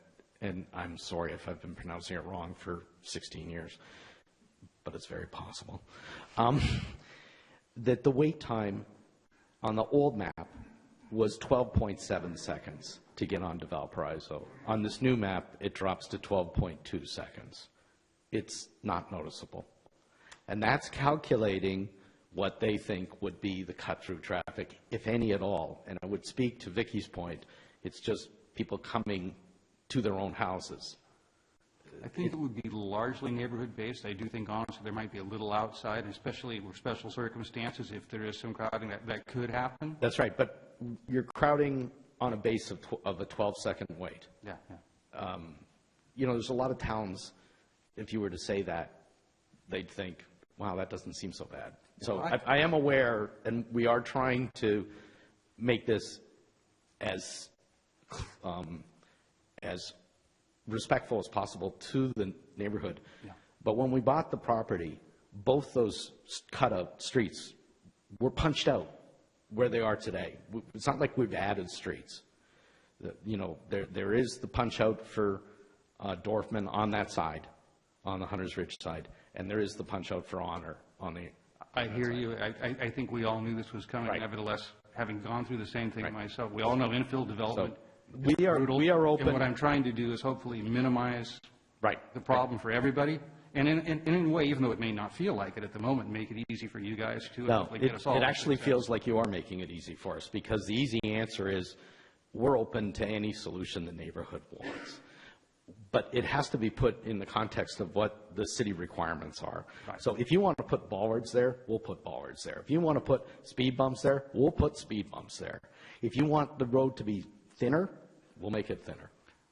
Okay, so we have the potential. First of all, looking at the data we have, at least, it suggests that perhaps our concerns about traffic, although justifiable, might not be as bad as we're thinking. Number two, we also have the ability to do a little bit of squinching potentially on that road, and perhaps put some bollards, which are... You could put bollards there and run it for 3 months and say, all right, let's now put bollards on Honor and let the people go through on Dorfman and see what happens. You could count, we could do new counts. I'm just having the sense they probably do the job for discouraging cut-throughs, but they wouldn't be miserable like typical speed bumps are for the people that actually live there and use it, because that's the other side of it, you know. That is correct, sir. Okay. Like I said, I thought after all these years, we were going to get to zero tonight. I think we're getting there. But like somebody said in the audience, and I liked it, it needed just a little more work, so maybe that has to happen. I would like... It would not, by the way, it would not change the map at all. I guess that would be the question number one. What degree of excavation could happen without affecting the map? That goes to the privacy issue with the fence. I think you spoke pretty well on the concerns about the fence size, and we might have to have some public discussion, decision on just how high a variance we want to make for screening. And that's certainly doable. If that helps the neighbors, that could be a very good thing to do. Yes, sir. And then we get a little more data on the traffic and decide it looks like we have some tools that might still give us the flow that has some value, but at the same time preserve that neighborhood, family neighborhood where your kids can feel safe out playing and you don't feel like you have to watch them out the window every minute. I mean, that would be the direction I'd have tonight, Madam Mayor. Along with that, I think looking at what are our options from a street perspective, do we really need both? From a traffic perspective, could we have one? Maybe not both. I don't know. And the other one gets the brunt, perhaps. Well, but yes. Mayor Harvey, that would be actually a very interesting live experiment. You'd build the roads, Bollard, Honor, and let Dorfman be open. Mm-hmm. Let it run for a year or two. The bollard can be in Dorfman, move the bollards a year later, see what that does. It doesn't change the map. Okay. Are those possibilities, Vicki?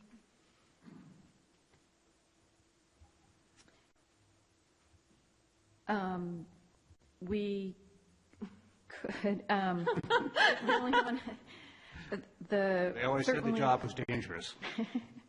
Certainly, the fence height is doable.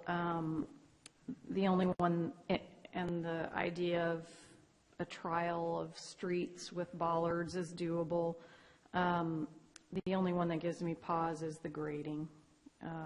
So maybe we could just hear from the project engineer one more time. I'm thinking if perhaps, certainly, if we can pick up a little bit without changing that, the drainage, as was suggested. One of you, I think Guy might have mentioned that that would be important.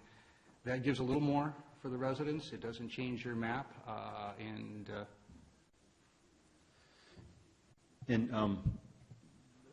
with regard to the trial on the streets, I would, just my own recommendation is I would recommend against closing one of them and keeping one open. Okay. That just is a can of worms, kind of waiting to. whoever's the street that's left open is not going to be very happy. And remember, They'll what have the to- goal was we're all equally unhappy to some degree when we get to the end of this? Go have a little Yeah. vote to see which one. I think if there's going to be any sort of trial like that, it would be more of a in-roadway kind of traffic calming device trial that could be improved upon over time. I would have to say at my first response, too, that if we were going to use bollards on one street, and I'll have to think about it and hear from the public and be talked by staff, but my first thought was if we're concerned about traffic calming, let's try it on both streets and see what we can get, and maybe we'll be done with it. And then, well, we're not supposed to. And then over the years, every time you want to come to City Hall, you may curse me for this. But who knows? The idea is to get something we can all make work, and it sounds like we're close enough. So I think I've had enough time. Those would be my suggestions. And I also would like us to think about looking if we are going to deal with those streets. There currently, I don't believe, is a stop sign at Dorfman and Honor, which also then allows people to kind of build up speed. So on either end of that, I would think that we possibly would want to look at stop signs and see what that would do Right. To keep people calmer. And so just to make sure I was clear, what I mean by experiment is, do some sort of in-roadway measures that would slow traffic as opposed to physically blocking traffic. Because if we're going to physically block traffic, it'd probably be better just to redesign the roadway entirely into something different. Otherwise, you're going to have a roadway with bollards in it for no apparent reason in 5 years, and nobody will remember why it's there. And it wouldn't look right. It would look like an afterthought, and I don't think it would look right or function right. I think you would either do something totally different, or you do some sort of in-roadway sort of traffic slowing, calming type measures. It would be my recommendation.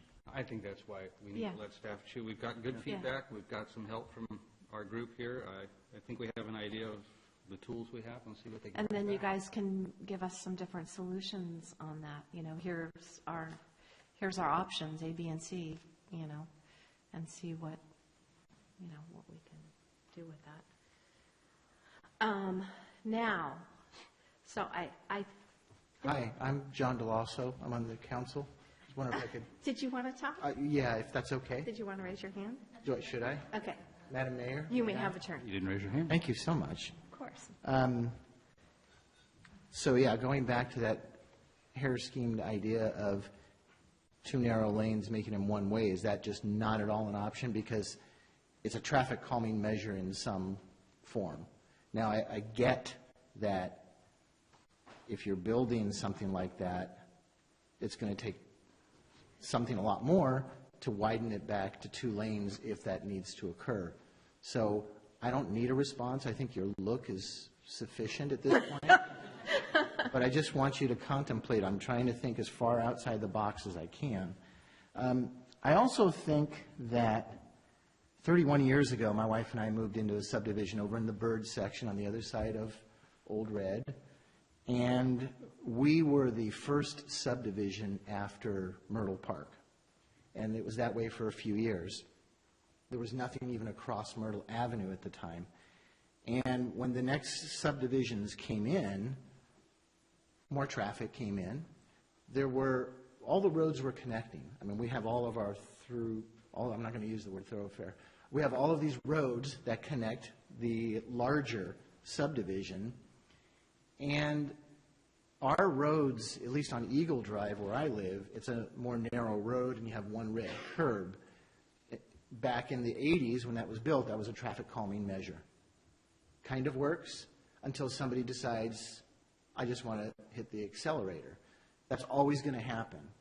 And I also think, having gone through multiple meetings with the HOAs over by the train depot for the last few years, that we all need to take a little responsibility ourselves. If we have one or two kids, I had two, they're now adults, and you have 5 to 6 vehicles, that's a little luxurious, and I would just say keep that in mind. And does anybody use their garage for their car anymore?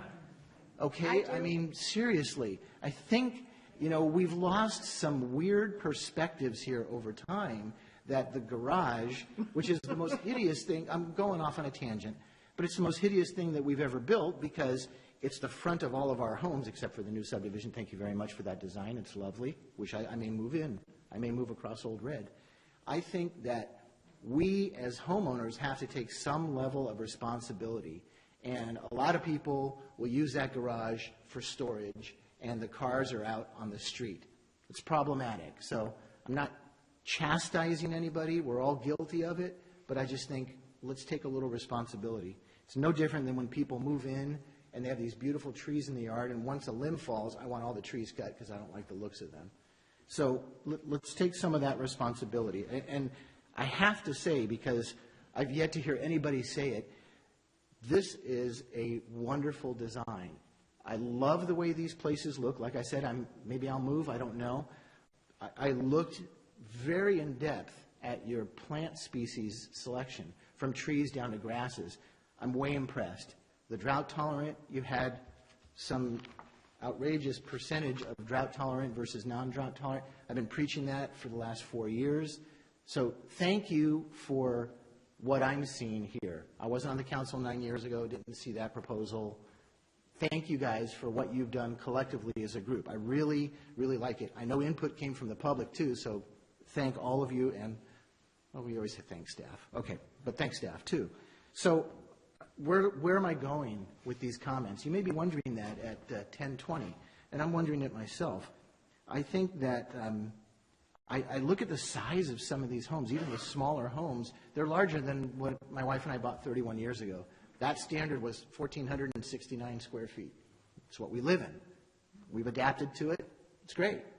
And, when there's people driving fast, I will tell you, over those 31 years, especially when the kids were really small, and we had the house that all the kids in the neighborhood hung out at, which was delightful, that she would go out there, my wife would go out there and yell at those people going by. Let me tell you, that is one hell of a traffic calming measure, because it does work. And those people remember, it's like, oh, we're going by that lady's house, we're slowed down. There's no magic solution, there's no magic bullet out there. I mean, we're going to do the best we can with the public input that we have and the help of staff and the designers of this project. And again, I really want to emphasize that I've yet to hear it tonight, but I'm telling you guys, this looks really nice. Many aspects of it, the solar aspects, on and on. I know kudos to staff for pushing a lot of these things. But I think overwhelmingly we have heard traffic.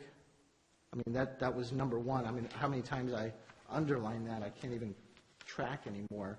And a little bit about parking, which is why I went on my minor rant about, hey, you could at least put a car in a garage. Maybe that'll help a little bit.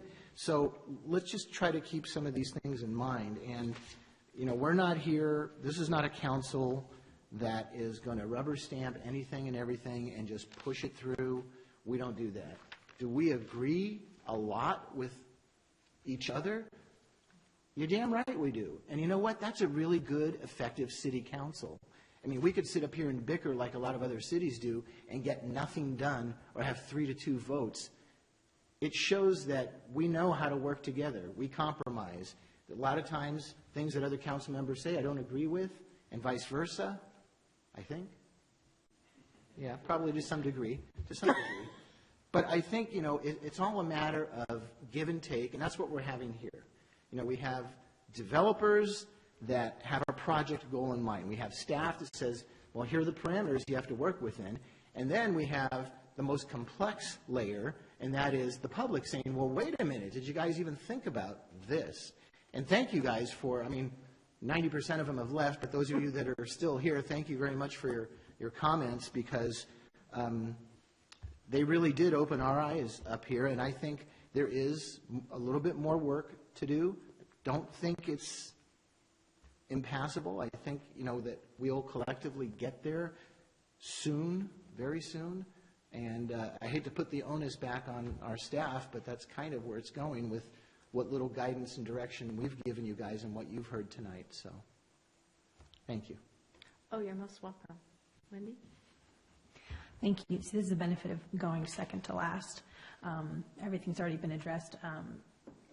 I think one of the key things, and I'm losing my voice already,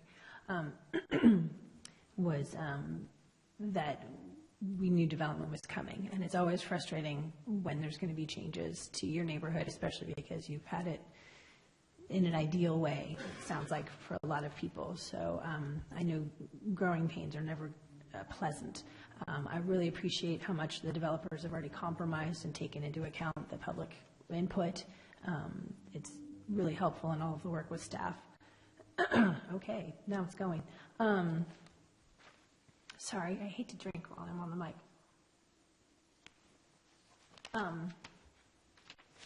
So again, it does seem like the main issues are the traffic, the calming, if there's any measures. It sounds like there's a lot of flexibility with our developers as far as trying to address that issue as well. And then again, it's really just the issue of whether or not it's going to affect the mapping that we're being asked to approve. So I will leave it at that. Okay. So I appreciate all of the input, and for those of you that have stuck around with us, even better. I think, as the Vice Mayor pointed out, we can't please everybody all the time. We kind of have to do the best we can do. We can ask the developers, we can ask staff, to try and do the best we can do. I think that we've worked on this for a few years now. Thank you, everyone. I think we're getting close. I feel like we're really getting close. I know sometimes it's difficult. I live in an area that, unlike a subdivision, the lots were sold, and each house was built separately, all of them hanging over my house. I have a house over me that, because of a hillside, it's 3 stories. So I understand and can relate to those concerns. And I also live in an area where people are always wanting to put a road through. And quite frankly, I live on a road that is a private road, and everybody uses my road. And I constantly have people coming over and coming across mine. So I get it. I really get it. I think we can do a little bit more tweaking of this to look at what are our options for traffic, and then what are our options for the privacy issues. The thing that I think that we still haven't addressed yet is the items that were brought up by the developers. We haven't talked about those yet, folks. So, work on that tonight. It looks like it wasn't something we got around to. So I don't know whether you guys are up to addressing those 3 issues at this point, or how you feel about that. Well, I think it's a matter of, just at least my first take on that, with the assumption would be that we need to see where we're going with the project, what's going on with, as you put it, transportation question and the privacy issues first, and then get back to the final decisions on some of these other concerns about 3 of the requirements that were put upon the developer. So since we're getting back together again, I would think that it would be better to approach it as a round 2 as opposed to extended innings. Okay, is there anything on the information that was given to us on those that you would like more information on? So do you want more site grading information? Do you want more power pole information? Do you want more solar information? So that it gives the developer and staff some direction. From my personal perspective, I'm always open to any input from public, staff, and certainly the developers as well. They want to share. I'll look at it. I welcome it. And if I have questions, I know who to call and talk to and who to respond to as well. And then we'll come back, hopefully with something that works a little better in terms of the key things that came out tonight, transportation and privacy. We'll nail down the rest of us, and perhaps that will be it after all these years. Madam Mayor? If Yes, I could just suggest to staff from the email that we received from Neil that maybe that could just be a part of the staff report when it comes back to us, because I don't think I think these issues can be addressed depending on how the council votes, but I have my own opinions on some of these. So, I mean, if this could just be a part of the staff report, then we would not forget to address it with the rest of the project. Fair enough. Anything else you need? Okay, so I guess what I'm hearing, and you guys can correct me if I'm wrong, that we are not going to vote on this, and we are going to continue it till we get answers to some of these things.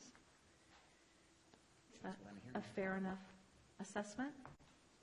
Yes, Madam Mayor, I would just want to make clear for the public that we're going to need to continue it to a date uncertain, which means we will renotice it. Okay. So you all need to watch on the website to see when that's coming, and I'm sure that we will get written notice out to those folks. And we really do appreciate the input. We always make better decisions collectively as a community when people get involved. So we really, really do appreciate the input. And I'm sorry, Neil and the six wise men that...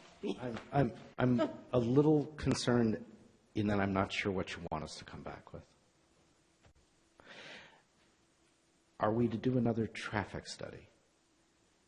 Vicki, can you help? Sure.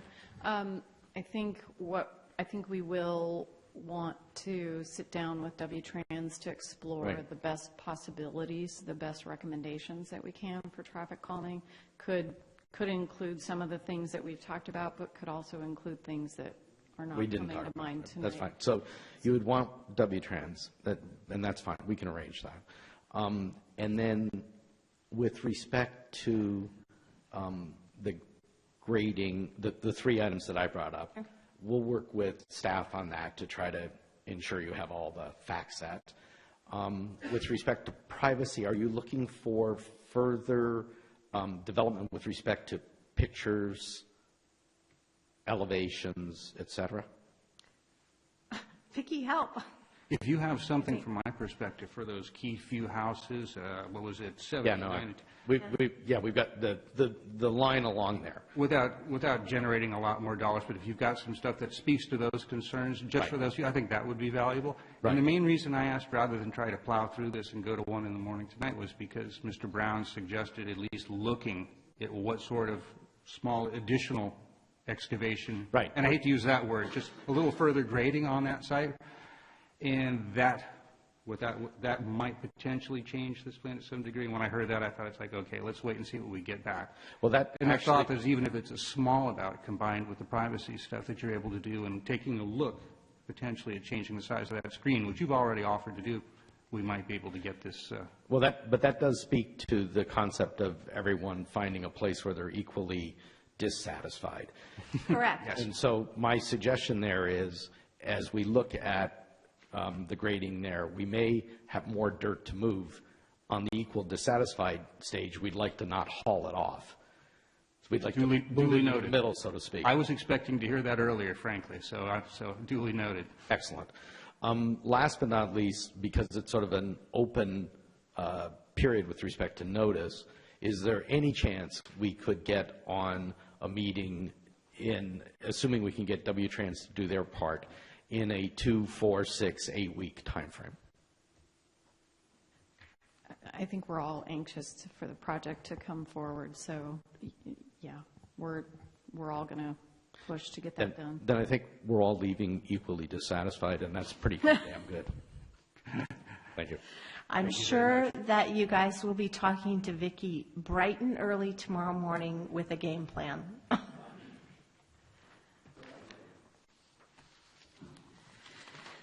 Well, certainly. All right, we'll take 5. But don't run away.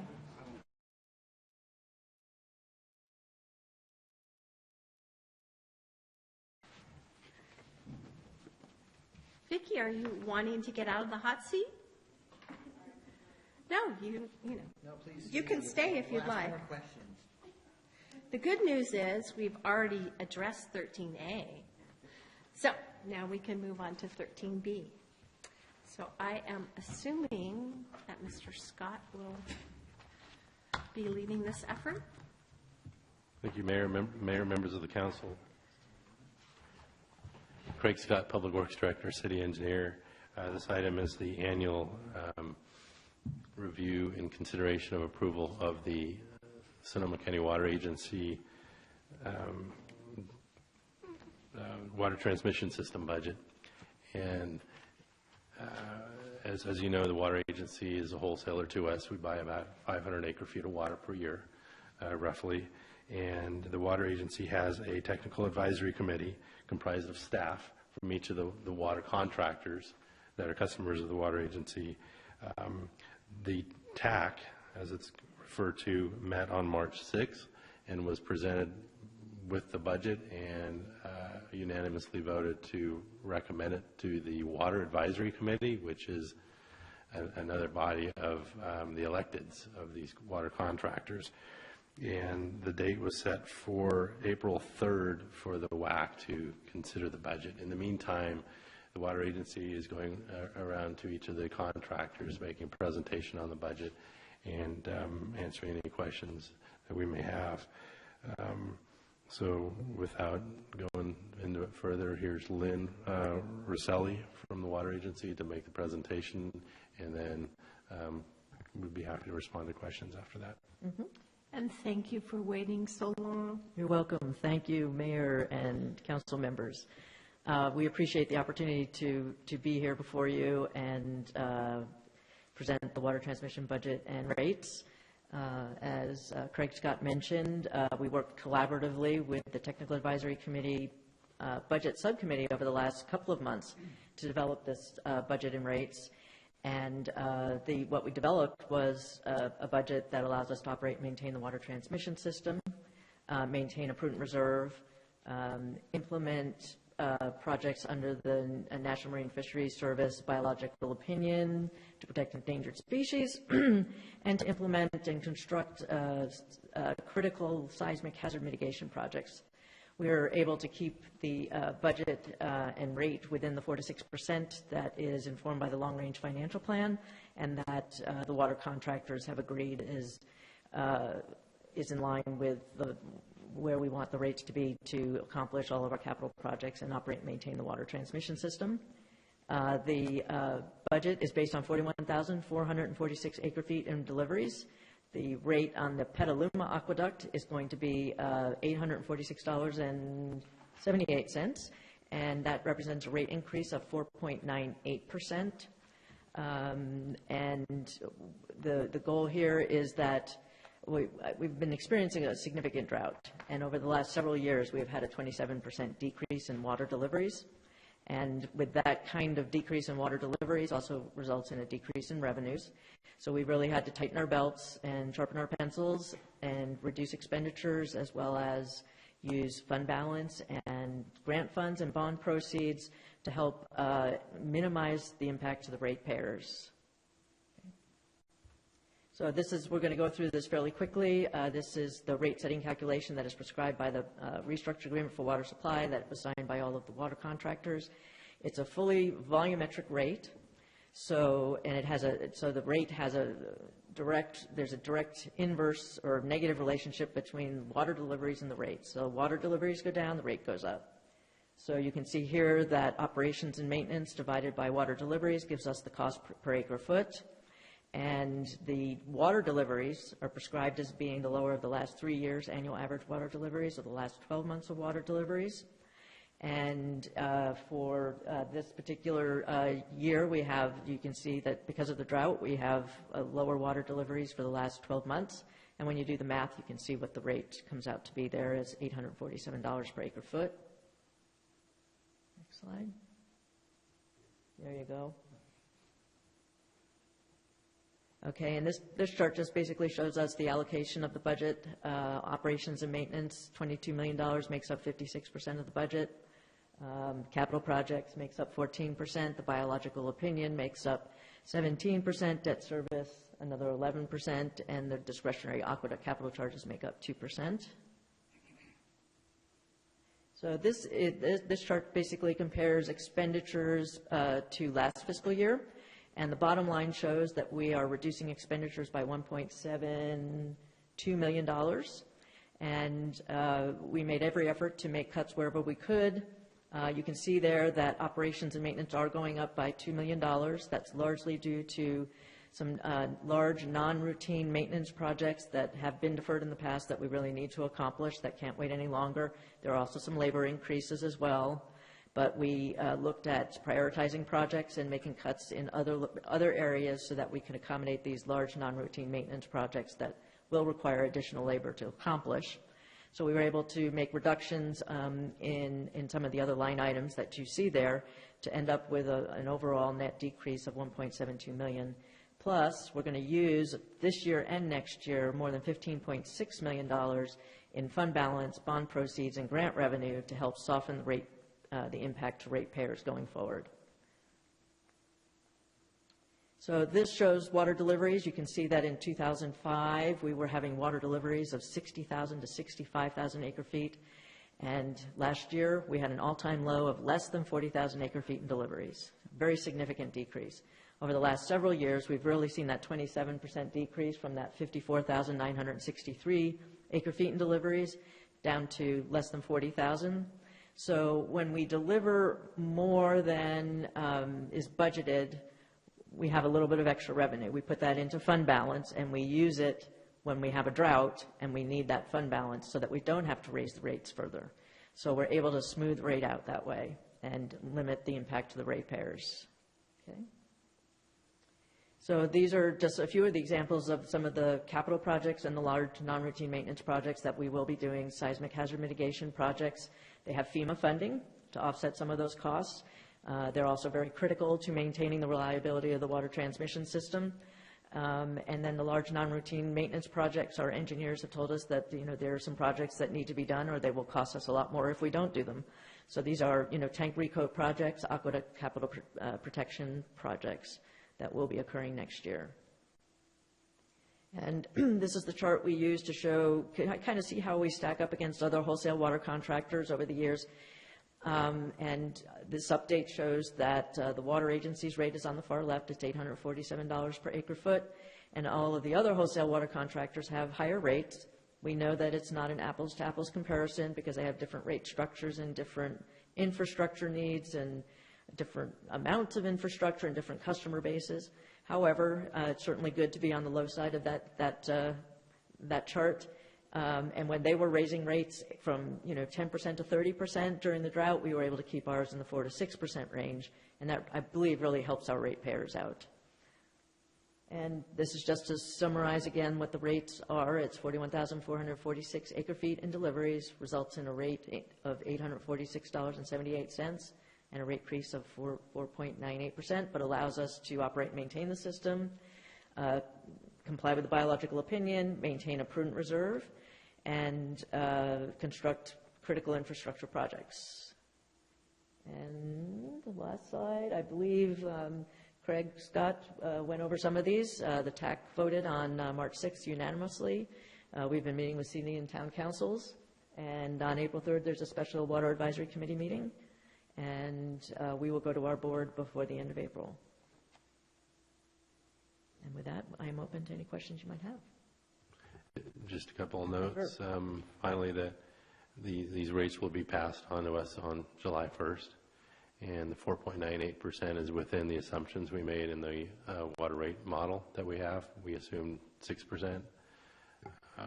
And just also that there was a finance subcommittee of the TAC that met several times with Lynn and Mike to go over this, and there were several iterations, and they were very responsive to our questions. And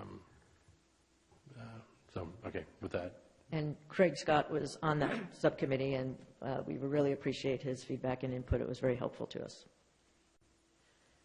Okay, questions? Questions? Questions? A quick comment. Since I don't think we're going to get a lot of public comment, so I might as well just do it now.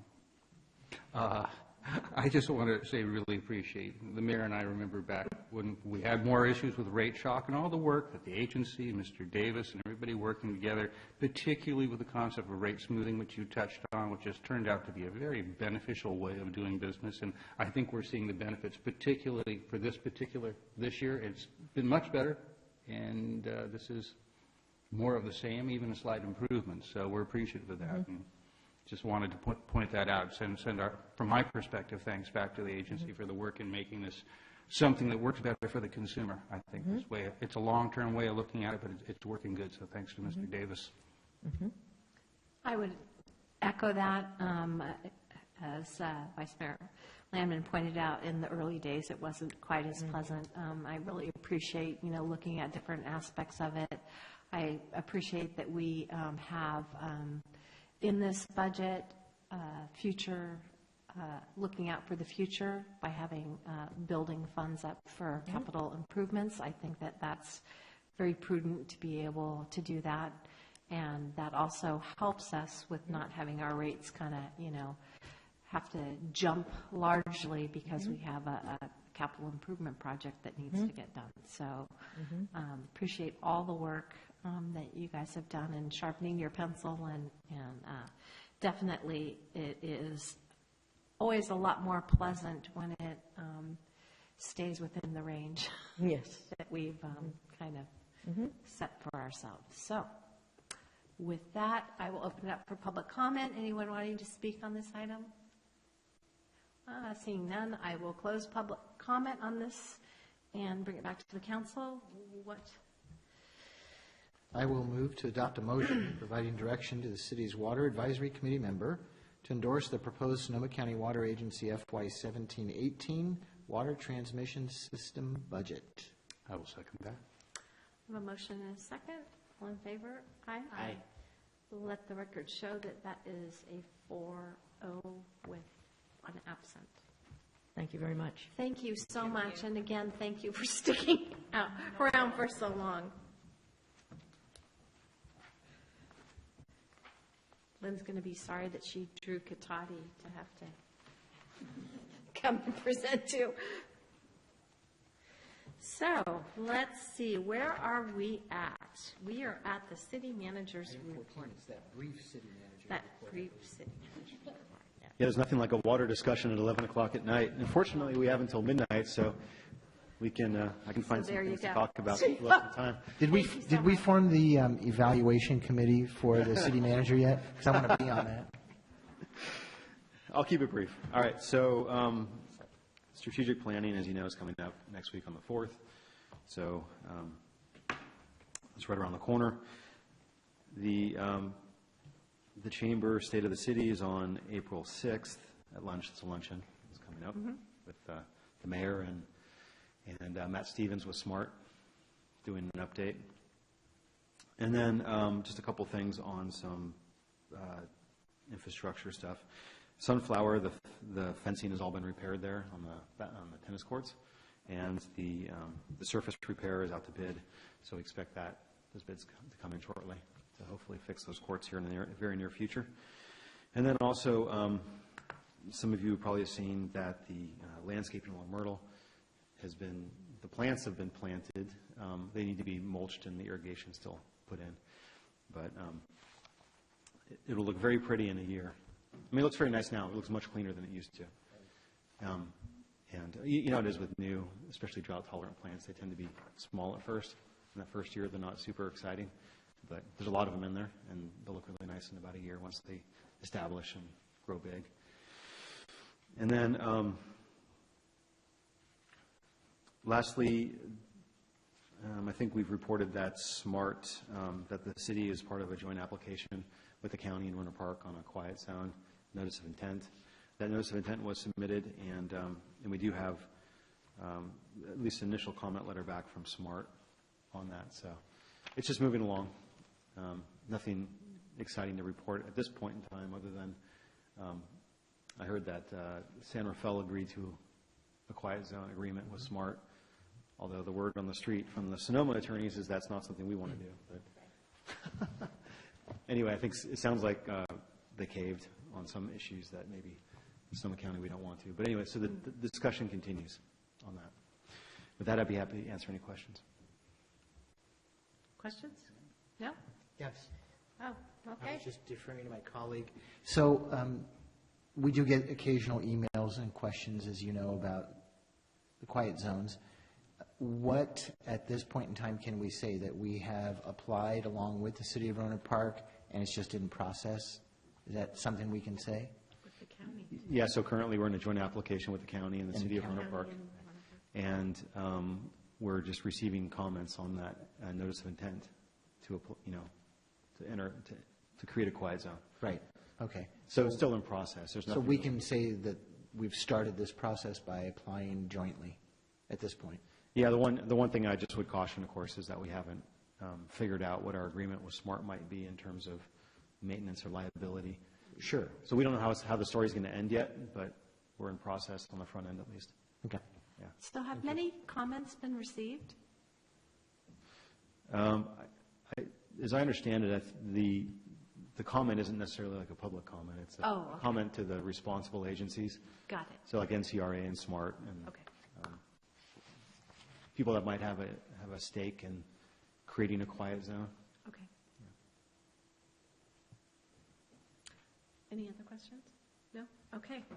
And then, Can I pass on a quick compliment?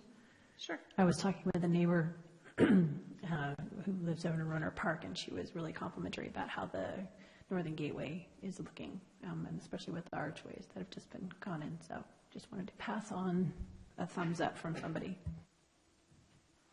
That was great, thanks. So- Public Works can. Thank you. So we will move on to city council reports. Wendy? On March 16th, I went to the event down in Petaluma for the David Rabbit St. Patrick's Day. So it's amazing if you guys haven't seen the changes to the Petaluma Hotel. It's really fantastic. The acoustics are terrible. I mean, I made a late entrance when he was acknowledging all the different groups, and somebody passed him a note, and so I ended up getting a lot of attention because I was the last announcement. But it was really hard to hear. But anyway, it's beautiful with the changes they've done. And then on Friday, I'll be having a ad hoc meeting with this young man regarding the website, as well as a water board conference call. So a couple things, like nothing happens and then everything falls on one day. So that's all I have. Councilmember Dalso, do you have a report? Well, thank you, Madam Mayor. Yes, I have just a 20-page summary right here of events that have gone on. I'm not going to report out on anything. I'll save it for the next meeting. Goodbye. Okay. Vice Mayor Landon? I don't think I can top that, but I think we covered ours with our consent item for 618, so thank you for that. That was the biggest concern, so we have that done. I believe Windsor joined us. I know the legislative committee did, and we'll see if the other cities are able to get that done time, and thank you very much for the consideration. Okay, and then I have a very quick item. I went to the Waste Management Agency meeting, and there were items discussed about the budget and things, but of note for everyone is that already 8 cities have approved the JPA agreement. We are down to Santa Rosa and the county. No big surprise there. Right now, Santa Rosa is scheduled for April 4th, and the county, because they always want to be last, is scheduled for 4/11. So hopefully, by the time the next meeting happens on, I forget what date that is, April something, we will have all the cities signed. Yeah, April 19th is the next meeting, so hopefully everybody will have agreed to the new JPA. And that's all I have. So let's see, public comments on non-action agenda items. Anyone wishing to speak on that? Seeing no one, I will move on. Information received after the agenda was posted. Do we have any of that? Nothing to discuss. They're just part of the items that we've already considered. All right. Then I will call this meeting adjourned at 11:12. Thank you, everyone, for sticking with us. Oh, ouch.